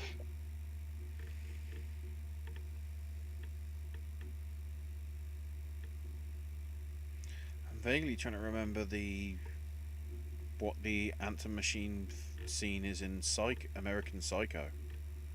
There's something going around in the back of my head for it. Is it when he calls his lawyer and confesses? I think so.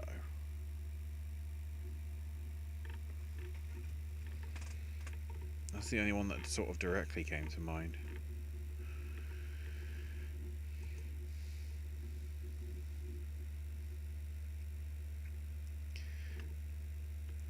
Uh, Technically, the actual favourite I've seen is the VTech phone that's in some McDonald's chain, where the message is, "Why the hell has McDonald's got an answer machine for its drive-through? What, you think I'm gonna phone an order tomorrow?" Like,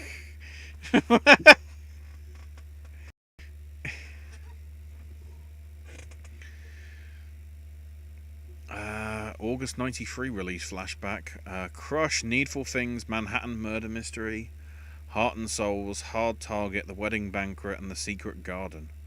Thoughts on the movies you've seen from that list? Well, the only two that I think I've seen is Manhattan Murder Mystery, which is pretty damn good, and Secret Garden, which was not bad.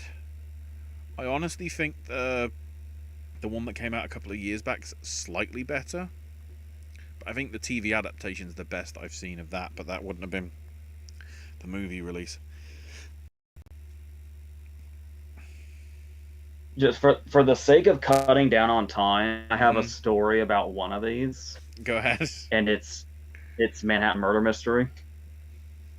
I actually didn't know it existed, and the way I found out about it was the last day of school on in ninth grade, and when the day was over, I went to talk to my Spanish teacher, and we had a conversation for like 20 minutes just about movies in general.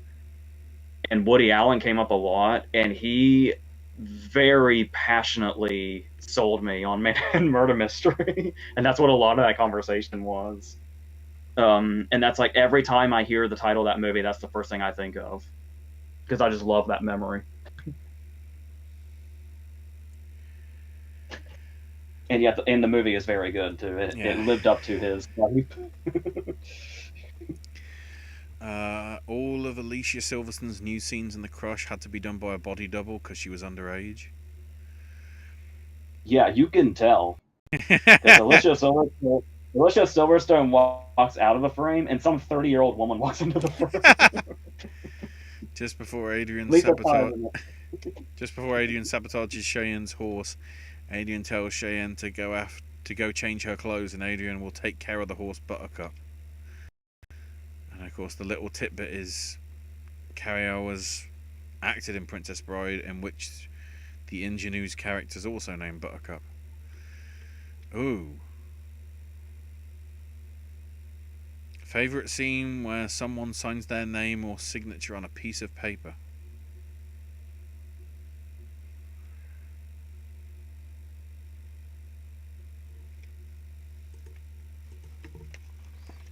I feel like this should be easier.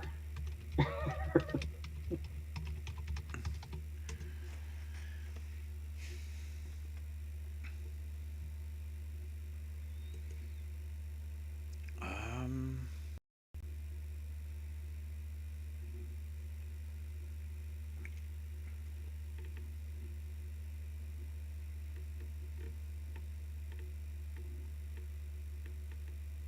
I don't know that I have an answer to this.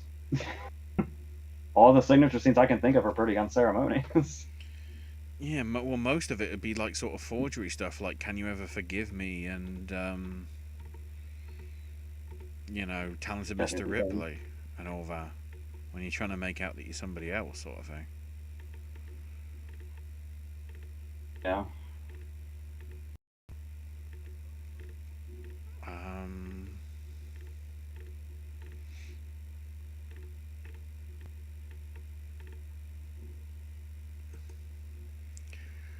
Unless there's an autograph scene in a movie that stands out.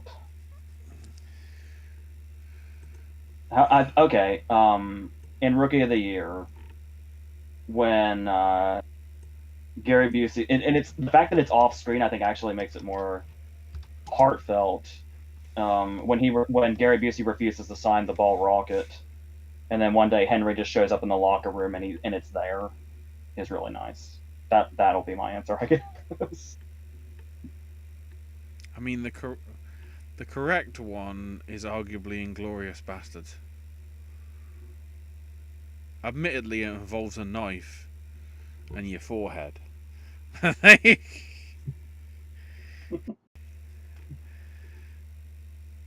Technically, that is a signature of sorts. Favorite scene involving a key or a lock?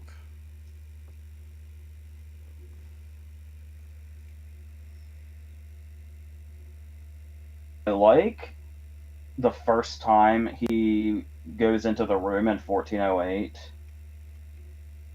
and we see the door unlock from the inside when he puts the key in, because not only is it a cool effect, but it really sets up the movie having a before and after moment.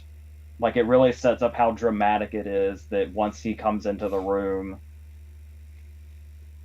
there's a very good possibility he won't be back out.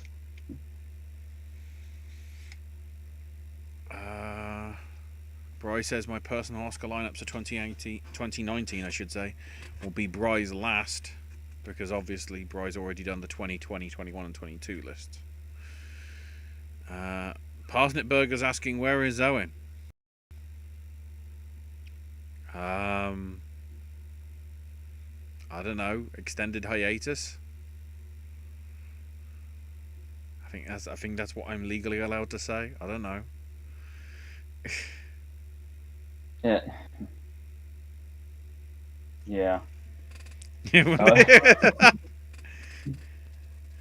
We want him back as well, but he has his reasons. That's what I'm saying. But Parsnip then adds something we can talk a little bit more of. Give us a comment on how. Thank you. Good segue. Thank you for continuing saving me from saying. Give us a comment on how you see the strikes affecting the Oscars. Will it be cancelled or postponed?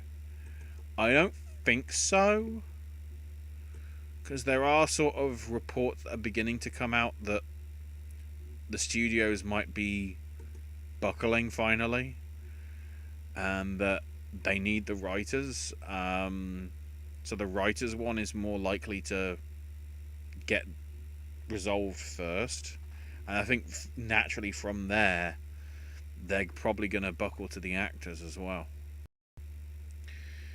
I mean, we've already seen issues crop up actually with voice actors that a lot of them signed. I can't remember who it was, whether it was Activision or Bethesda, one of the studios. They put into the contract that their voice can be used artificially for things, which the actors aren't happy about. But the problem is the contract that they signed had an NDA before the rise of AI really showed up. As if they knew what was coming, sort of thing. Which, you know, is shitty. When I can't remember if I mentioned this in the last video or not, but it's a conversation I've had a couple of times outside of video, so I don't know anymore.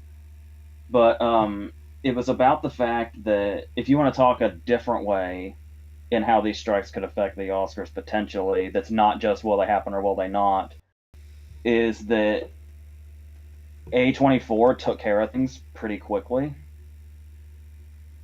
So they have contenders with Past Lives and maybe possibly The Iron Claw.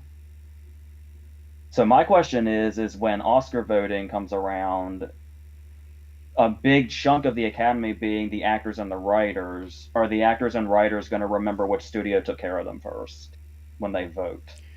Ooh. So look out for Past Lives, I guess, Yeah. and potentially Look The Iron out for Claw. look out for the chance that more independents might actually show up on the main stage.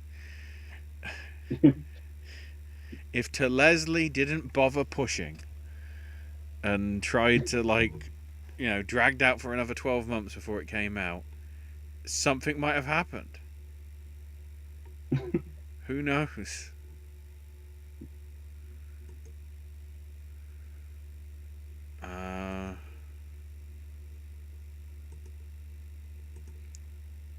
So I'm just hoping that people are still watching, because my graph that tells me how many people are watching has just disappeared. Oh, and now it's reappeared. Thanks, YouTube. And then Shay Nikita, hello to you. Just put 2 full stops in 2 separate comments. I don't know. It's there. It's better than the sex bot. That's all I'm saying. Right, so we jump back to the start of the comments to finish off with Bry's Oscars game, looking back to film editing of the 70s. So, start off with 70. Do we stick with Patton, or do we twist with Airport, MASH, Tora Tora Tora, or Woodstock? 150% Woodstock. Yeah. That should have. I know Patton was like kind of the juggernaut of that year, but Woodstock should have run away with this. It's a shame more documentaries haven't got any recognition in the editing stuff, because in a lot of them the editing's pretty damn crucial. So. Yeah. In some cases where it's like only archival footage, a documentary can be all editing. Mm-hmm. Completely. Hi, Senna and Amy. For 71, do we stick with French Connection or go with Andromeda Strain, Clockwork Orange, Koch, or Summer of 42? I've never heard of Koch. Koch is a Walter Matthau movie that I think Jack Lemmon directed. I want Yeah. to say it's like kind of I think it's kind of a road trip movie, maybe. It's about Walter Matthau being old. I remember that. This is the French Connection all day long. That was the right Yeah. choice. Yeah, French Connection for me too. Uh, 72. Do we stick with Cabaret or do we go with Deliverance, The Hot Rock, Poseidon Adventure, or something called The Godfather? I don't. I know. Well, what is this Godfather? The Godfather is a good choice just for the final sort of massacre alone, cutting back and forth between the christening and the killings. A part of me definitely wants to say Deliverance, but I just rewatched Cabaret in a theater last year, and I actually feel like this is pretty cut and dry that they picked the right one. Yeah. Honourable mention to Poseidon Adventure though. I think that was well put together. Yeah, Well, I mean, we'll yeah, see. We'll see why that's the case in a couple yeah. of years. Because and the Poseidon Adventure is also really well paced. Hmm. Like you never suspect they're stuck in the main room for like 20 minutes after the ship rolls over. For 73, The Sting was the winner, alongside the other nominees being American Graffiti, Day of the Jackal, Exorcist, and Jonathan Livingston Seagull.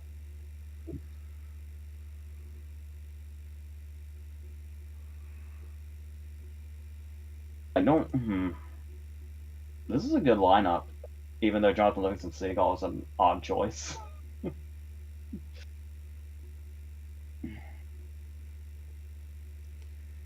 I might say. Part of me wants to say American Graffiti, but I don't know if that's just because it's American Graffiti. But and I don't know if I want to say The Exorcist because I just rewatched it.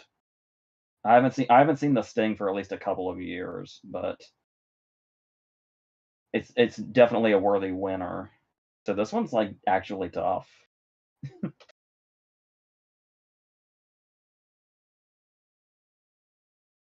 I'll say actually I will say American Graffiti because that's a movie where if the pace isn't in line, it could be a very slow and seemingly uneventful movie. Did you lose your microphone again? Yeah, I was trying to say, Day of the Jackal was really good as well. And then I realised, oh, AJ didn't hear me. Either the delay has come in, or, oh no, wait, the green bar is not moving to yellow or anything. Yep, it did it again. Yeah. See, I'll say American Graffiti on merit, not just because I love American Graffiti so much. I'd stick with Sting, but I'd give a nod to Day of the Jackal. Yeah, Because in order to yeah, get I like was a kind of under conspiracy reading. sort of thriller paced well, it's very well put together. Yeah, it's a great nomination. I was kind of downplaying it by building up the other three there, but Yeah. yeah, it's definitely worthy here also. 74, Towering Inferno from, well, one of the two of them was the worked on the Poseidon Adventure, Harold F. Kress. Um, that one, beating Blazing Saddles, Chinatown, Earthquake, and The Longest Yard.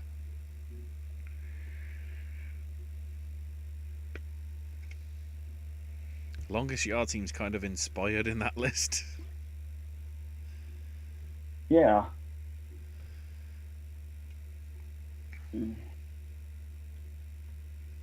Um, I kind of want to say Chinatown, but not. I don't say it with any passion. it's between that and Towering Inferno, I would say. I don't know. What Earthquake was the is one? uh, Towering Was Inferno was more was there entertaining than Earthquake. was there one between the Towering Inferno and Chinatown? Oh yeah, Blazing Saddles. That's an odd choice. Yeah, it would be down to Towering Inferno and Chinatown. But I want to say Chinatown, but I'm not passionate about this lineup. Oh, another tough list. Do we stick with Jaws for 75 or go with Dog Day Afternoon, Man Who Would Be King, One Flew Over the Cuckoo's Nest, 3 Days of the Condor? 75 was a great year Yeah, in general. I think part of me wants to say Cuckoo's Nest, and part of me wants to say 3 Days of the Condor, but I feel like it can be understated how crucial Jaws' editing is to that movie in general, because a lot of that having to do with the fact that the shark is barely in it. Like a lot of the suspense is going to come from how it's cut. So I would say Jaws has to be the answer.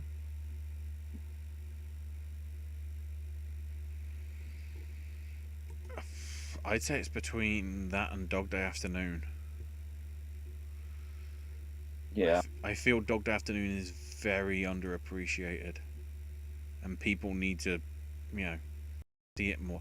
The fact that it was turned over from like the Life article from like 3 years before, but somehow adapted and made into a film that quickly, especially at the time, was pretty extraordinary. To be fair, Yeah. yeah, the fact that it only got screenplay and missed out on the other stuff is kind of a shame. At least it wasn't. At least you can say it's an Oscar winner though. So Yeah, that was a hell of a year to contend. yeah. In '76, we have Rocky winning over All the President's Men, Bound for Glory, Network, and 2 Minute Warning. Because again, we have to go for the disaster film. I've always wanted to see 2 Minute Warning because it sounds like my kind of movie, but I haven't yet. But I really want to. So I feel like I feel like we should be saying like Network because obviously Network is Network. But I also feel like I really have to say All the President's Men because that's another one where if the editing's not on fire in that movie, then that movie isn't what it is. Yeah, it doesn't become as much of a thriller as it feels. But we're talking about Rocky, the movie that made montages iconic. It's the not thing not that just the made editing montages that fashionable. yeah, and not just that, but also how the final fight is cut together makes it constantly because that's even it gets a little montagey in the second half of it. And yeah, so it's I mean it's got to be Rocky, but that's a great lineup. To '77, Star Wars winning over Close Encounters of the Third Kind, Julia, Smokey and the Bandit, and The Turning Point. I don't know what they were thinking I with Turning Point. Do we need editing for ballet? Like what? that feels like a coattail nomination. Yeah. A lot of the Turning Points nominations are coattail nominations. Hello, Barishnikov. Um, but the thing here is the only thing I really think to associate Star Wars with as far as editing is, I mean, unless you count the iconic nature of the wipes, but the final battle is the only thing I really think of. So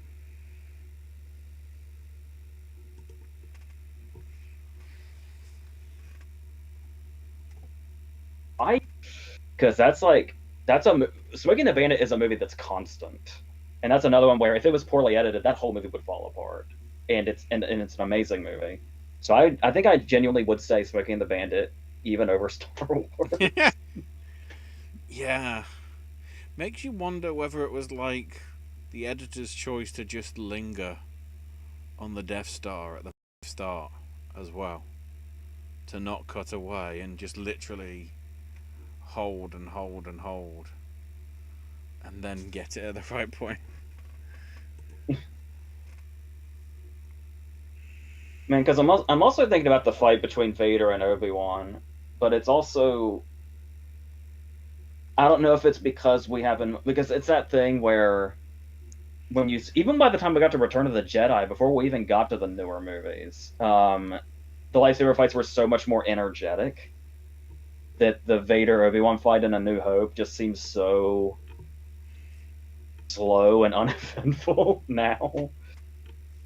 I don't know, but I find fascinating as well looking through the list because obviously we'll get to other years eventually. Star Wars never showed up again. Empire Strikes Back and Return of the Jedi didn't even make it in.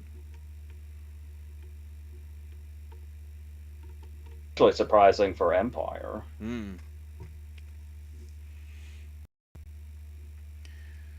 So 78, the Deer Hunter one, with the other nominees being Superman, Midnight Express, Coming Home, and The Boys from Brazil. I'm confused to seeing a British film in here. Part of me wants to say the boys from Brazil because this is another lineup that's kind of lackluster. Because the Deer Hunter is great, but I would not choose it for editing unless Oh.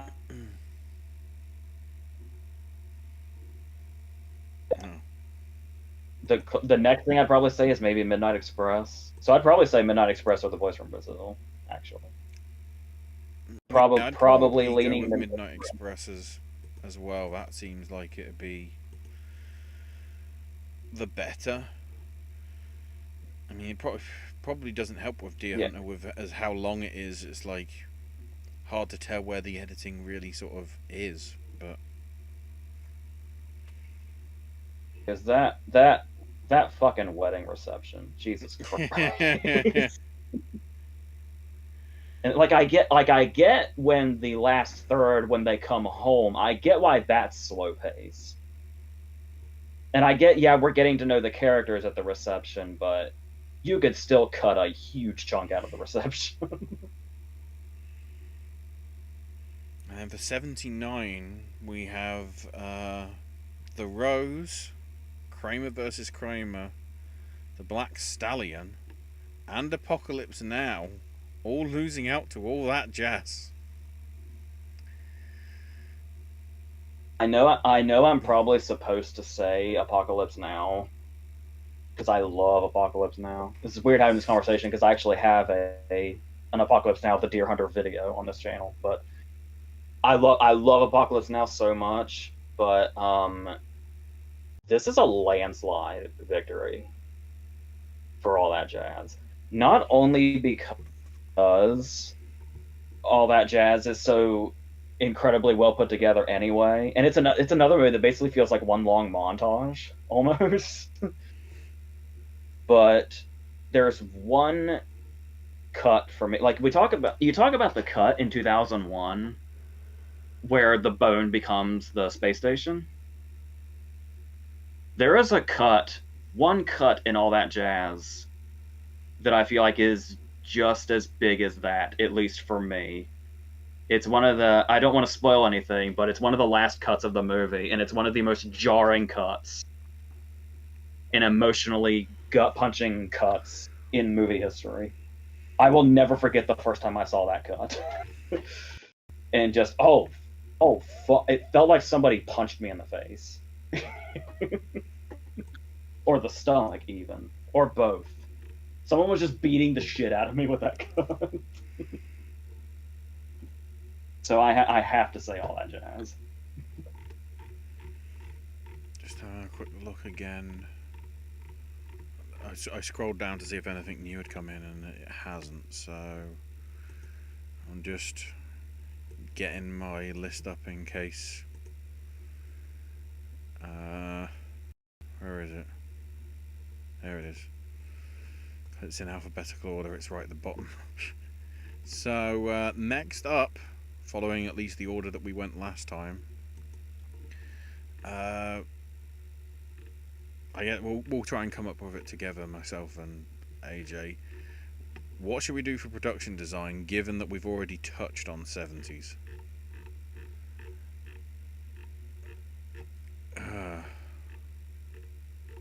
I would say 50s or 90s. I mean, 50s would give us more to do. And we might as well eventually have to get that out of the way, because, of course, that's Should when we we? have. Well, most of the years out of the 50s, we have multiple. We have black and white and color separate. It's weird We could. I because mean, like 57 and 58 was just color, but then 59. Oh no, we brought black and white back in. we could also do the 2000s maybe. uh, I'm thinking 50s because obviously when we get to some of the latter categories, we've only got younger years to go with. So we'll tip our toes into the water that is the 18 different winners for production design in the 50s. Because eventually we've got to get to that, because I'm pretty sure with like sound it's like gets complicated with that or whatever when they have them together. So we might as well get one of the old ones out the way. And we did already say that we're not going to bother with like sound in the 30s, right? When they were like 30 at once. Yeah, some of them are going to be. I mean, even to some extent with production design, there's like some of the years where there's like 10 black and white and a few color, and obviously the 30s itself, the first few years it's like normal, but then as soon as we get to 37 it's like that's 12, that's not even 10, damn it. Something I do want to make a mention of as well, as I wait for more as to what's actually showing up at London Film Festival, i.e. where all the films might actually be showing, because TIFF and Venice fell into the crack of, is the strike still going on? Kibwe Tavares and Daniel Kaluuya's The Kitchen, which is showing up on Netflix, I believe, later this year, is going to be the closing film of the London Festival. And then they've also confirmed that James Hoare's One Life, about the story of Nicholas Winton, i.e., who's been described as the British Oscar Schindler, with Anthony Hopkins as old Winton, I guess, because the big scene, obviously, that shows up every time we get to Holocaust Memorial Day and everything like that, is when he was in the audience of the That's Life TV show, and they said, oh, there's somebody on your left that is one of the kids that you saved, and then, oh, by the way, everybody in the audience is people that you saved. It's like, holy shit. I'm trying to remember. It's Johnny Flynn playing young Winton, and Hopkins is like ancient old Winton. But that'll be the American Express Gala, because sponsorship. The full list doesn't show up until I think the end of the month. Yeah, the program releases the 31st of August. So I'll be able to sort of have a look through that, and hope that it's coming to a cinema near me, like it did for The Irishman and oh, I can't remember what it was the year before. Oh no, it was because it was online because of all the pandemic, so I actually got to see David Byrne's American Utopia early for free. Oh, nice. Admittedly, only on sort of a tablet screen or whatever, but it was good to see.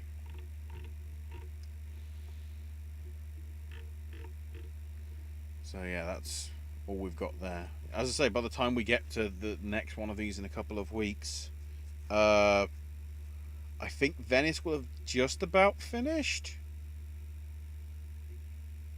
Oh no, it goes on till the 7th, so it will be sort of, I think, while we're happening, so we'll be able to hear at least early buzz as to what's going on with them from some of the reviews at least. And then I think TIFF starts a few days afterwards. I think that's like first week in September, so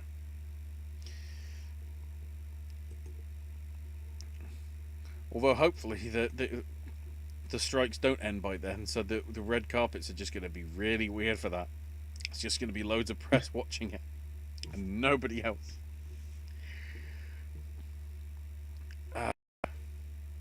Alright, just double check to make sure no other comments have come in. No more false stops. Oh, Bry mentions it's the first time we've actually dipped into the 50s for any of the categories. So maybe it's good that we're starting soon, because eventually we'll be forced to go all the way back. Right. With that, thank you everybody for hanging out, watching, whether it be live or on archive. All the other stuff is on the channel.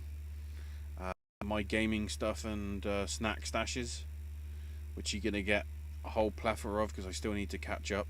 I filmed tomorrow's video, which is annoying because it's a Binding of Isaac daily run, so it would be better to go up today, but I'm not going to rejig that because that's just confusing my plan. AJ's got movie reviews and verses, obviously a lot of them coming up in the September-October period, on the whole.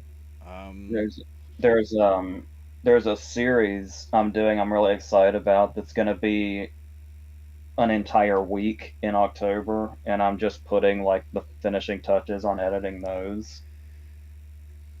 So hopefully those go over well. And then you've got Owen's archive of Sip and Snacks, Voices of Liberty, HHN chats from way back in the day, all sorts of other stuff.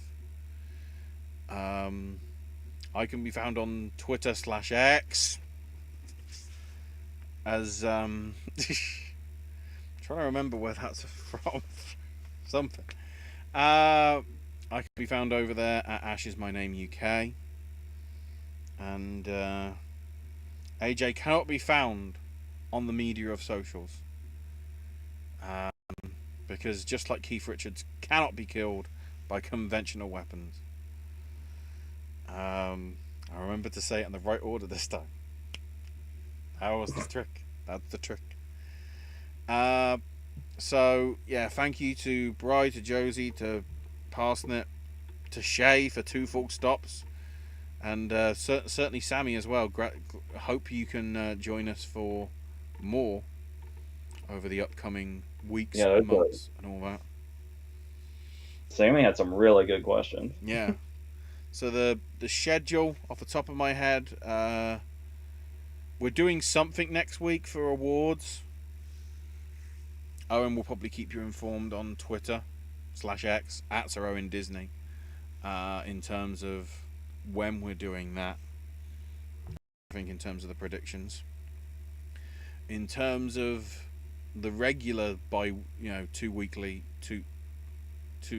fortnightly word streams, we'll be back on the 4th of September rather than the usual Sunday because of AEW clashing. Monday the 4th, where we'll be talking Children of Men for Movie Club. and then back here in a couple of weeks on the 5th of September to do the Q&A, where we'll also be establishing the next list of the free picks from Chris, AJ, and myself, as we build to, I guess, our inevitable. Right, we've got to pick horror related stuff for Halloween. Probably.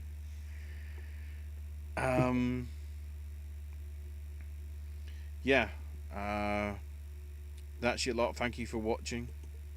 Until tomorrow, boys and girls. Here's John Goodman as a log.